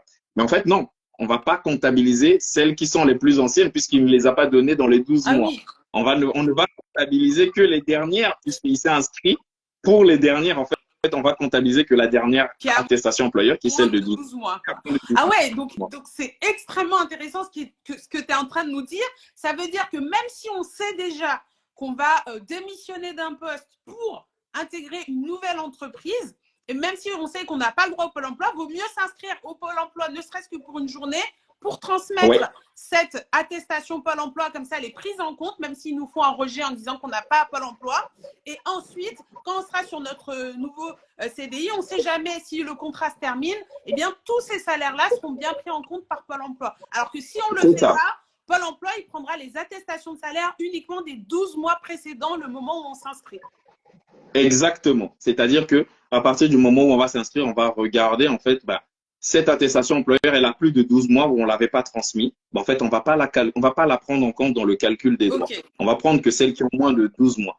Et il y a certaines personnes qui vont faire quoi? En fait, ils vont s'inscrire, ils savent qu'ils vont retrouver un emploi, ils vont transmettre leur attestation employeur. Ça va permettre à ce qu'on puisse calculer des droits. S'ils ont des droits, c'est calculé, ils se désinscrivent et ensuite, il va rechercher un emploi. Mais au moins, c'est fait, c'est calculé et c'est là, c'est au chaud. S'il doit se réinscrire, en fait, parce que la situation a changé professionnellement, mais en fait, il aura des droits qui seront là, qui vont l'attendre. C'est ça. Alors, Lilou, oui, ça veut dire qu'il faut quand même s'inscrire parce qu'en fait, si l'attestation est bien transmise en DSN par l'employeur, tant que tu n'es pas inscrit, Pôle emploi ne va pas aller récupérer cette attestation, il ne va pas aller regarder les salaires qu'il y a sur cette attestation. Donc, même si tu ne vas pas t'inscrire à Pôle emploi et que tu n'as pas l'intention de toucher le chômage, si tu as une succession de contrats, il faut aller t'inscrire au Pôle emploi, ne serait-ce que pour une journée, pour que justement ces salaires soient pris en compte dans le calcul.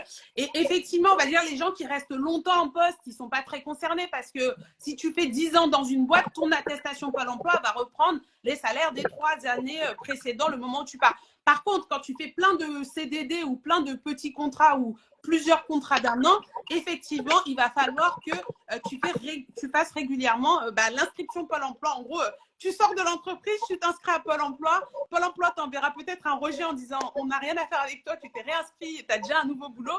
Mais en tout cas, il faut aller faire cette démarche. Et c'est vrai que moi, je ne la connaissais pas non plus. Donc, merci Jovien pour ces informations. Pour les personnes qui demandent, oui, il va y avoir un replay. Vous aurez le replay, vous pourrez regarder la vidéo en replay. Et puis, on va passer à la partie questions-réponses, puisqu'il y a déjà plus de 18 questions dans le chat. Je ne sais pas si on peut répondre à tout, parce que Jovi il est déjà là avec nous depuis plus d'1 h 15. Mais on va en prendre quelques-unes qui sont pertinentes. En tout cas, vraiment, n'hésitez pas à vous rapprocher de vos conseillers Pôle emploi si vous avez des questions. Est-ce que Jovi, première question que je me permets de poser, on peut appeler le Pôle emploi pour poser des questions alors même qu'on n'est pas encore inscrit à Pôle emploi?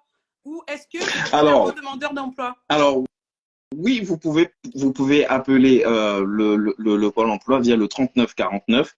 Il y a, parce que c'est en fonction du département, et en fait, c'est une succession de, je sais pas comment appeler ça, c'est une succession de numéros. C'est-à-dire que tu veux ceci, ben, tu appuies 1, tu veux cela, tu appuies 2.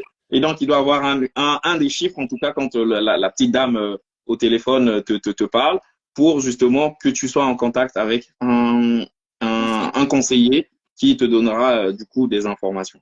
Ok, donc n'hésitez pas à compléter ce live si vous n'avez pas la réponse à votre question, parce que là, vraiment, ça fait 1 h 20 qu'on est en live, donc on va truquer. Alors, on a une question de Gladys qui dit à 55 000 € annuels, est-ce que l'allocation chômage est plafonnée? Alors, de manière plus générale, est-ce qu'il y a un plafond à l'allocation chômage par rapport au salaire qu'on perçoit? Sachant qu'attention, Jovi, c'est un conseiller placement au niveau, donc lui, il est plus orienté sur placer que sur l'indemnisation. Après, il a peut-être des connaissances génériques, mais pour ces infos-là, normalement, vous les retrouvez aussi sur le site de Pôle emploi, donc n'hésitez pas à regarder. Je t'écoute, Jovi, si tu as la réponse. Oui, alors oui, il y a un plafond, c'est-à-dire que des personnes qui ont des super salaires, je vais prendre un cas classique, un directeur je prends un directeur d'une banque, enfin, peu importe. En tout cas, un directeur qui gagne 100 000 € à l'année, ben en fait non, il touchera pas parce que le chômage est indexé, est calculé sur la base. Jusqu'à autant, quoi. Mais non, un peu quand même. S'il touchait 100 000 € par an, en fait, le chômage va être calculé donc du coup sur ces 57% de ce salaire brut. En tout cas, il va pas toucher comme il touchait avant, puisqu'il y a un plafond qui est calculé, et c'est des personnes qui sont généralement à des postes de cadre, donc il va avoir un plafond. Et si je pousse encore le bouchon plus loin, un footballeur aujourd'hui qui a un contrat de travail avec un club pour lequel, imaginons, je prends un exemple, Mbappé qui touche des millions, se retrouve un jour au Pôle emploi, en fait, il ne peut pas toucher des millions au Pôle emploi. Clair, il y a un plafond, heureusement. Il y a un plafond qui est de 1000, en fait, de 1000 et quelques, mais je ne vais même pas dire de centaines, de 1000, non, de 1000 et quelques, en fait. Ça marche. Donc, en tout cas, n'hésitez pas à aller sur le site de Pôle emploi. Vous pouvez aussi simuler vos allocations Pôle emploi, saisir vos salaires. Il y a un simulateur et ça vous permet d'estimer à peu près combien vous aurez en termes d'allocation. Donc, n'hésitez pas. Alors, il y a une question encore qui dit, est-il vrai que le montant de l'allocation mensuelle se réduit au fil du temps? Alors, ça, c'est ce qu'on appelle la dégressivité et ce n'est valable que pour les cadres. Donc, pour les cadres, il y a ce qu'on appelle la dégressivité. Donc, ça, c'est une réforme. Ça fait partie aussi d'un des éléments de la réforme d'assurance chômage qui est rentrée, je crois, il y a 1 an ou 1 an et demi ou 2 ans, je ne sais plus. Et donc, les cadres sont soumis à la dégressivité au bout du 186e jour. Et du coup, c'est le statut ou c'est le salaire ou c'est une combinaison? Non, c'est-à-dire que c'est le statut. D'accord. C'est le statut cadre. Okay. C'est-à-dire qu'il y a des gens aujourd'hui. Mal payé, c'est moins bien qu'un employé très bien payé, quoi. Exactement. En gros, c'est le statut, en fait, parce que quand c'est codifié étant statut cadre, il y a pourquoi ils ont mis, enfin, pourquoi en tout cas, monsieur, notre président de la République a voulu qu'on puisse mettre en place la dégressivité, parce que les cadres, en fait, ce sont les personnes qui peuvent retrouver le plus, enfin, en tout cas dans sa logique, Rapidement. ce sont les cadres qui peuvent, ce sont les personnes qui peuvent retrouver le plus facilement un emploi, puisqu'effectivement, le marché de l'emploi est plutôt porteur pour eux. Et donc, voilà, pourquoi, en fait, des cadres resteraient au 186 jours, chômage. c'est à peu près 6 mois en plus. Hein. C'est ça. C'est-à-dire qu'au bout de 6 mois, si donc un demandeur d'emploi qui a le statut cadre, donc qui a été codifié en tant que cadre, donc il y a eu des revenus de cadre, et ben au bout de 6 mois, il y a ce qu'on appelle une dégressivité, donc son allocation est imputée d'un certain pourcentage. Alors je n'ai plus le pourcentage en tête comme ça, et donc c'est imputé. C'est une manière en fait d'inciter les cadres donc à une reprise d'emploi. Et ça, ils sont au courant, puisque c'est pas assez transparent, ils sont au courant lorsqu'ils reçoivent leur notification d'ouverture de droit. C'est noté dans la notification qu'au bout de 186 jours, c'est-à-dire de 6 mois, ben, il y a une dégressivité sur les allocations. Je crois que c'est 30% en plus. Hein. Ah ouais, c'est pas négligeable. Il me semble. Alors, je vais pas dire des bêtises, mais je vais. Ouais, aller regarder sur le site de Pôle emploi, mais a priori, en tout cas, si vous êtes cadre, vous avez intérêt à trouver du boulot rapidement parce que on vous laisse pas trop le choix en fait. Ouais. Ok. Alors, on a une question de Aurélie qui dit: est-ce qu'on peut rester inscrit à Pôle emploi pendant notre période d'essai de CDI? Oui, et c'est même conseillé. C'est même très conseillé de rester inscrit pendant la période d'essai, tout simplement parce que, comme le nom l'indique, c'est une période d'essai. On ne sait pas ce qui va se passer durant cette période-là. C'est soit moi, le salarié, qui va mettre fin au contrat de travail. Bon, là, ce sera considéré comme une démission. Et donc, du coup, si on a des allocations, ça bloque les allocations. Ou alors, l'employeur va mettre fin en tout cas, au contrat de travail. Donc, oui, c'est conseillé de pouvoir plutôt rester plutôt inscrit. Voilà, au cas où, en fait, le contrat n'a pas poursuivi avec l'employeur, on va pouvoir en tout cas éviter la démarche de réinscription et donc de toucher ces allocations. Mais c'est aussi intéressant, pourquoi? Dans une situation où, imaginons, vous commencez un contrat de travail au milieu du mois. Donc, c'est-à-dire que je commence un contrat de travail au 15 septembre. Je commence un contrat de travail au 15 septembre, mais j'ai des allocations. Et donc, lorsque je vais m'inscrire, je suis toujours en période d'essai. Enfin, lorsque je vais rester inscrit, je décide de rester inscrit, même si je suis en période d'essai.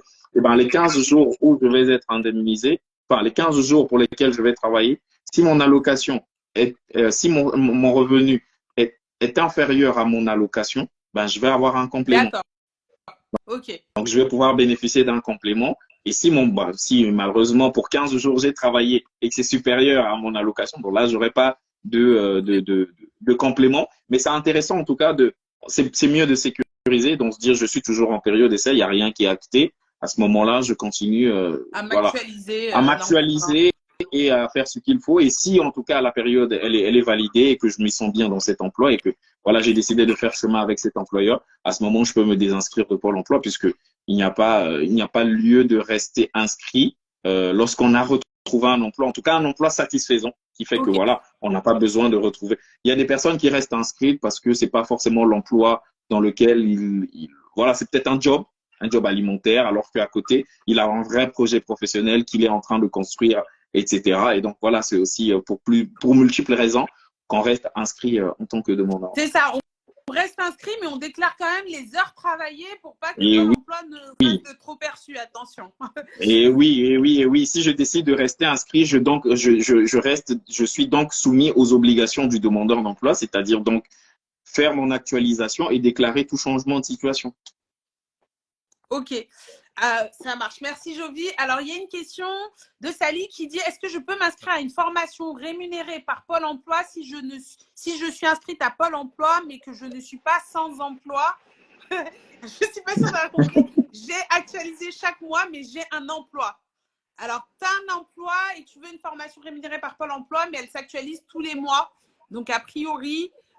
Je comprends un peu ce que la personne veut dire. C'est-à-dire qu'elle est salariée, donc elle a un emploi, mais elle a eu vent, elle est inscrite à Pôle emploi, mais elle a eu vent d'une formation qui est financée par Pôle emploi et du coup, elle veut faire cette formation. Mais j'ai envie de te dire, mais que vas-tu faire de ton emploi?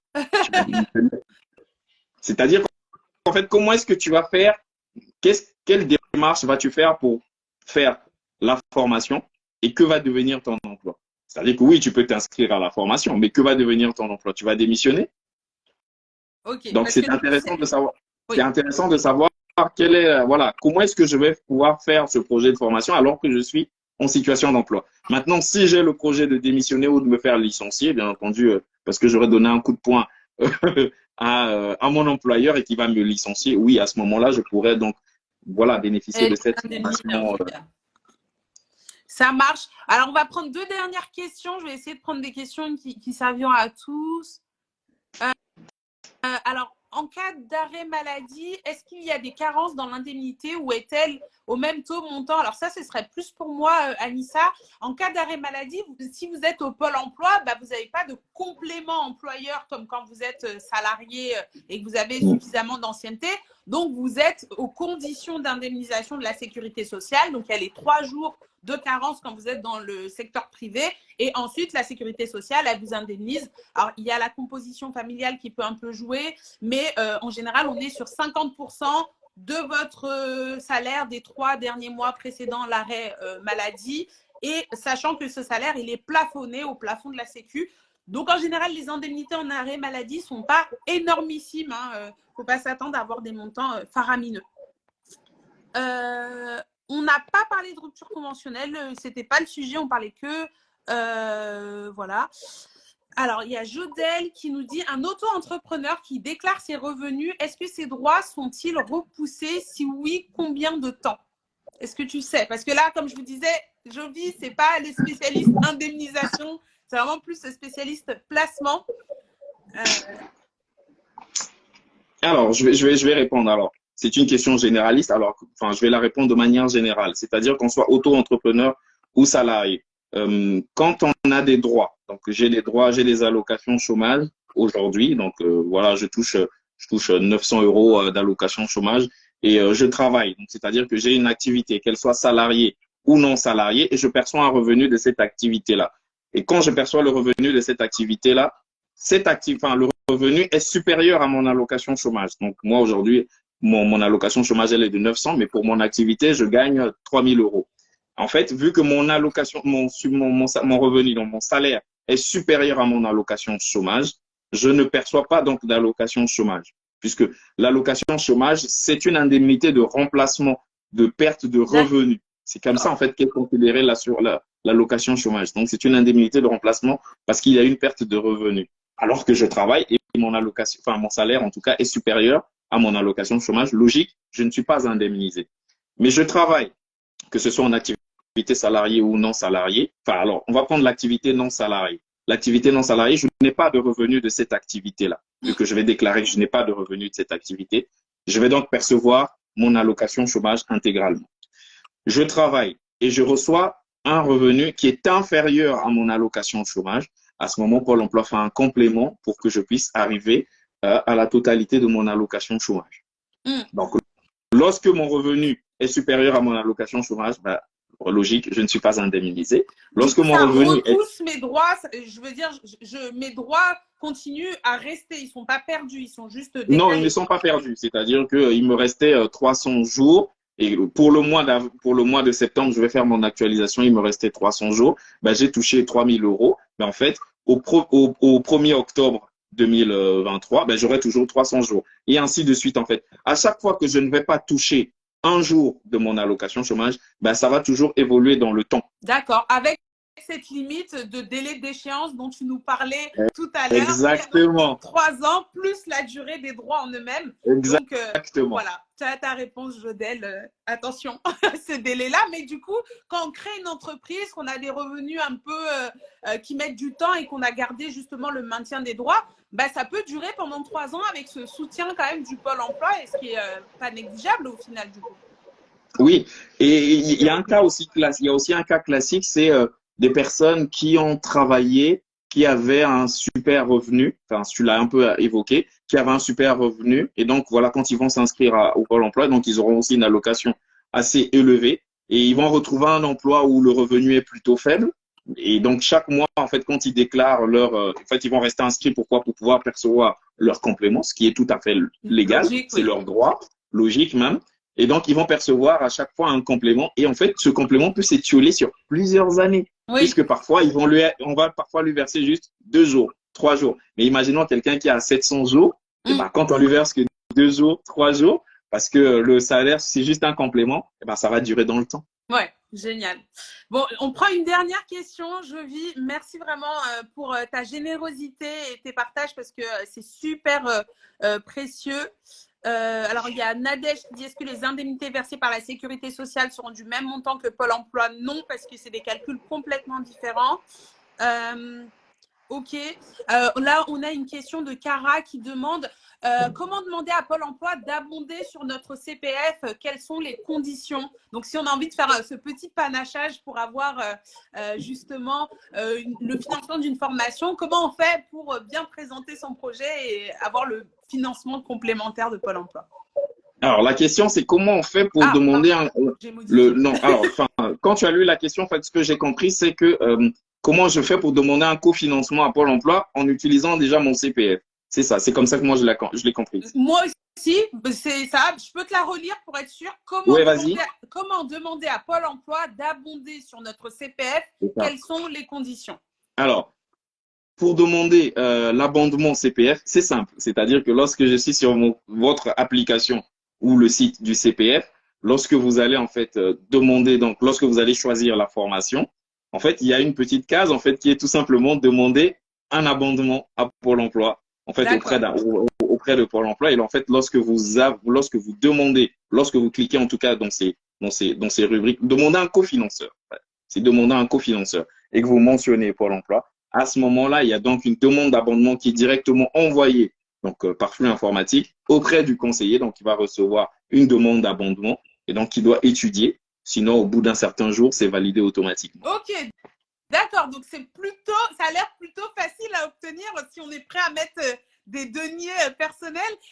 C'est plutôt facile à obtenir s'il y a un oubli du conseiller d'aller regarder dans ses dossiers, de traiter les demandes d'abondement, etc. Parce qu'il y a une validation. Il y a une validation automatique au bout de 7 jours, etc. Mais sinon, on regarde ça assez régulièrement. Les conseillers sont en vacances et d'autres conseillers qui prennent le relais. Ouais. Ça marche. Non, il n'y a pas de condition en tout cas pour demander pour faire une demande d'abondement. Mais il y a il y a une étude de dossier qui sera faite en tout cas sur oui ou non on va accepter de cofinancer le projet. Mais pour faire la demande d'abondement, c'est directement depuis l'application CPF ou alors le site internet de la personne qui va, lorsqu'il a choisi sa formation, et qu'elle fait directement depuis là-bas aussi la demande d'abondement qui est transmise direct à son conseiller Pôle emploi. Ok, est-ce que tu recommandes peut-être d'en toucher un mot en amont au conseiller pour qu'il n'ait pas la surprise de voir cette demande d'abondement venir de nulle part? Exactement, et je suis tout à fait d'accord avec la remarque que tu fais. Il y a beaucoup de personnes qui viennent avec des projets comme ça là et pouf, ouais, financez-moi. Enfin, en tout cas, ils envoient un devis. Ça tombe comme un cheveu dans la soupe. On n'a jamais entendu parler ni d'Adam ni de Ève. Moi, je suis pas fan du tout. Enfin, après c'est mon appréciation personnelle. Hein. Je suis pas fan du tout de ce type de démarche là. Ça ne veut pas dire que je vais les refuser, hein, mais je ne suis pas fan puisque j'aime en tout cas qu'il y ait eu un échange parce que ça permet d'en savoir plus sur le projet et de savoir que voilà, en fait, je peux accompagner cette personne-là dans son projet et lui donner le maximum d'outils, hein, puisque voilà, notre offre de services est très fournie, le maximum d'outils et le maximum de services pour qu'il puisse construire ce projet et en tout cas arriver à pouvoir se le faire financer, que ce soit par Pôle emploi ou en tout cas par un autre financeur. Mais lorsqu'on reçoit juste un dossier comme ça là où on dit voilà, financez-moi telle formation, c'est pas toujours agréable. Voilà. Mais... Ça marche. Tu avais 3 conseils pour nous à la fin, Jovi, à partager aux abonnés pour avoir son petit manuel de survie à Pôle emploi et que ça se passe bien et que justement on maximise les choses pour se réinsérer rapidement aussi dans la vie active et aboutir ses projets professionnels. Est-ce que tu peux nous dire un petit peu plus sur ces projets? Tu as déjà parlé un petit peu du délai de forclusion, on a avancé là-dessus, mais tu avais parlé de l'inscription aussi par rapport à passer. Oui, effectivement. Vous avez eu, en fait, ne jamais s'inscrire à l'avance, en tout cas. Quand je dis à l'avance, c'est-à-dire avant la fin de contrat de travail. Il y a des gens qui vont se dire, ah tiens, j'ai voulu anticiper et prendre de l'avance. En fait, je suis toujours en contrat et je m'inscris à Pôle emploi. ça ne sert à rien. Vous n'aurez pas plus d'allocations avant, vous ne serez pas indemnisé avant, ça ne sert à rien. Puisqu'en fait, vous devenez demandeur d'emploi, en tout cas, vous êtes indemnisé. Enfin, le calcul des allocations chômage commence à partir du moment où il y a une rupture, au lendemain de la rupture de contrat de travail. Et la rupture de contrat de travail, bah, si elle a intervenu le 30, vous vous inscrivez le 1er. Ça ne sert à rien parce que votre employeur vous a dit bah, vous allez être licencié et que bah, vous savez que dans 15 jours, vous ne serez plus dans la boîte, bah, vous vous inscrivez vers le 25 en tant que demandeur d'emploi en disant bah, en fait, oui, je veux déjà prendre l'avance. Non, ça ne sert à rien. Vous ne serez pas indemnisé avant. Parce que cette période-là va être dis, prise hein, en compte. j'ai fait l'erreur. Ça fait perdre du temps, tout simplement, parce qu'après, il y a une action manuelle du conseiller qui doit supprimer des choses, rechanger la date de début. Donc, l'avance que vous posez. Moi, je me suis trompée de une journée et c'était la cata. Donc, oui, vraiment, attendez le lendemain de la fin de votre contrat pour vous inscrire. C'est ça. C'est attendre vraiment, il faut attendre le lendemain de la fin de contrat si on veut s'inscrire. Ben voilà, pour s'inscrire en tant que demandeur d'emploi et ne pas vouloir anticiper quoi que ce soit, puisque le calcul des allocations ne va être effectif que à la fin du contrat de travail. Et donc, la fin du contrat de travail va être signifié par le dernier jour travaillé dans l'entreprise. Ça marche. Et du coup, ton dernier conseil, c'était sur la proactivité. La proactivité. Donc, posez des questions, renseignez-vous, demandez, contactez votre conseiller ou votre conseillère en tout cas par mail, puisque c'est le moyen le plus rapide de prendre contact. S'il n'est pas là, il y a toujours des conseillers qui répondent pour les conseillers, voilà, en cas d'absence de conseiller. N'hésitez pas non plus à vous rendre en agence. Voilà, si vous avez une agence Pôle emploi à côté de chez vous ou quoi que ce soit, n'hésitez pas à vous rendre auprès d'une agence. Mais en tout cas, faites la démarche de demander, parce qu'on a des droits, on a une offre de service. Enfin, les demandeurs d'emploi ont des droits et on a une offre de service qui est assez fournie, qui peut en tout cas, je pense qu'elle peut couvrir 99% des besoins et des situations. Si vous ne demandez pas, le conseiller ou la conseillère n'a pas de boule de cristal. Elle ne peut pas deviner la situation dans laquelle vous êtes. Elle n'est pas devin. Et donc, voilà, vous pouvez passer à côté de beaucoup de choses qui pourraient en tout cas vous permettre de sortir de la situation de chômage. J'aime à penser que la situation de chômage, et quand je parle de situation de chômage, je ne parle pas d'allocation, mais la situation dans laquelle on est privé d'emploi, c'est une situation de passerelle. C'est pour passer d'un état vers un autre. Donc, c'est une période de transition. Et durant cette période de transition, c'est une période au cours de laquelle, si on a déjà un projet, et ben voilà, mettons en place ce projet-là. Et si on n'a pas de projet, demandez à se faire aider, en tout cas, à pouvoir construire ce projet. Et comme je disais, on a une offre de service qui est assez fournie et large.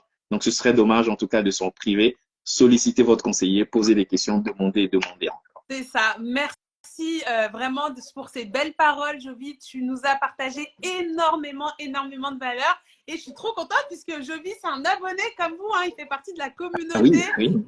Et du coup, il a voulu vraiment apporter son expertise et c'est son boulot au quotidien. Donc, oui, merci pour la qualité de tes conseils. Il y a plein de gens qui disent j'aurais rêvé de t'avoir comme conseiller.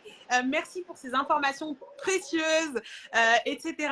Et Jovi a totalement raison. Quand vous êtes au Pôle emploi, c'est vous qui êtes maître de votre carrière, maître de vos projets professionnels. C'est à vous de faire la démarche de contacter vos conseillers, de les harceler même s'il faut. Oui, faites-le. Lourdement. N'hésitez pas, vous laissez pas arrêter parce que forcément, eux, ils ont plein de gens desquels ils doivent s'occuper. Et naturellement, comme tous les êtres humains, ceux qui appellent plus maman ou papa avec les enfants, c'est comme ça en tout cas. Eh bien, c'est ceux qui ont le plus d'attention. Donc, soyez celui qui est toujours en train de dire ah, mais j'ai entendu parler de ça. Qu'est-ce que je pourrais faire dans ce cas-là, ouais, c'est ça. Voilà, avec bienveillance. C'est tout à fait ça. En fait, c'est voilà, les personnes qui seront les plus proactives, c'est celles aussi qui vont recevoir le plus d'informations. Et en fait, moi, j'aime prendre un peu l'exemple qui est quand on a mal à la dent, on va vers le dentiste, c'est pas le dentiste qui vient à nous. C'est ça, c'est ça. Bravo sur ces sages paroles. Je vous souhaite à toutes et à tous une très belle soirée. Mille merci Jovi pour ta présence. Solaire en plus, dans la bonne humeur et avec énormément de valeur. Merci beaucoup. Écoute, merci. C'est moi qui te remercie. En tout cas, j'espère que ça a servi à toutes les personnes qui étaient connectées. En fait, ce que j'ai souhaité tout simplement, c'est de la vulgarisation d'informations qui est déjà disponible sur les différents sites institutionnels ou officiels. C'est juste que on n'y pense jamais d'y aller voilà, rechercher cette information. Mais allez-y, sollicitez, tapez sur Google. Et si vous n'arrivez pas, en tout cas, demandez au conseiller. Il vous donnera les informations qui sont officielles. Et évitez surtout le on m'a dit. On, Vous pouvez dire Jovi m'a dit maintenant. ah, bon, là, en tout cas, oui. Là, on peut dire, voilà, là, on peut dire que Jovi a dit. En tout cas, sur ce que sur les questions que nous avons abordées aujourd'hui, là, on peut dire oui, Jovi m'a dit. Mais évitez vraiment le on parce que ça peut vous porter préjudice, non seulement, mais aussi parce que chaque situation est individuelle, chaque situation est personnelle, est étudiée au regard de la situation de personne. La situation de Tartampion n'est pas la même que celle de Paul. Donc, si on a donné à Tartampion, ben, c'est parce que Tartampion, il remplit les conditions. Et si on ne t'a pas donné à toi, Paul, ben, tu ne remplis pas les conditions. C'est ça, exactement. Génial. En tout cas, vraiment, Jovi, comme je dis, tu as donné de belles, tu as honoré la maison du Pôle emploi. Ça donne envie d'aller parler à nos conseillers, en tout cas, de t'avoir eu aujourd'hui en live. Alors, mille merci. Je te souhaite une excellente soirée et au plaisir d'échanger de nouveau quand tu veux, en tout cas. C'est quand tu veux, Awa, en tout cas. Merci à toi. Ciao, ciao. Bonne soirée Ciao. tout le monde. À bientôt.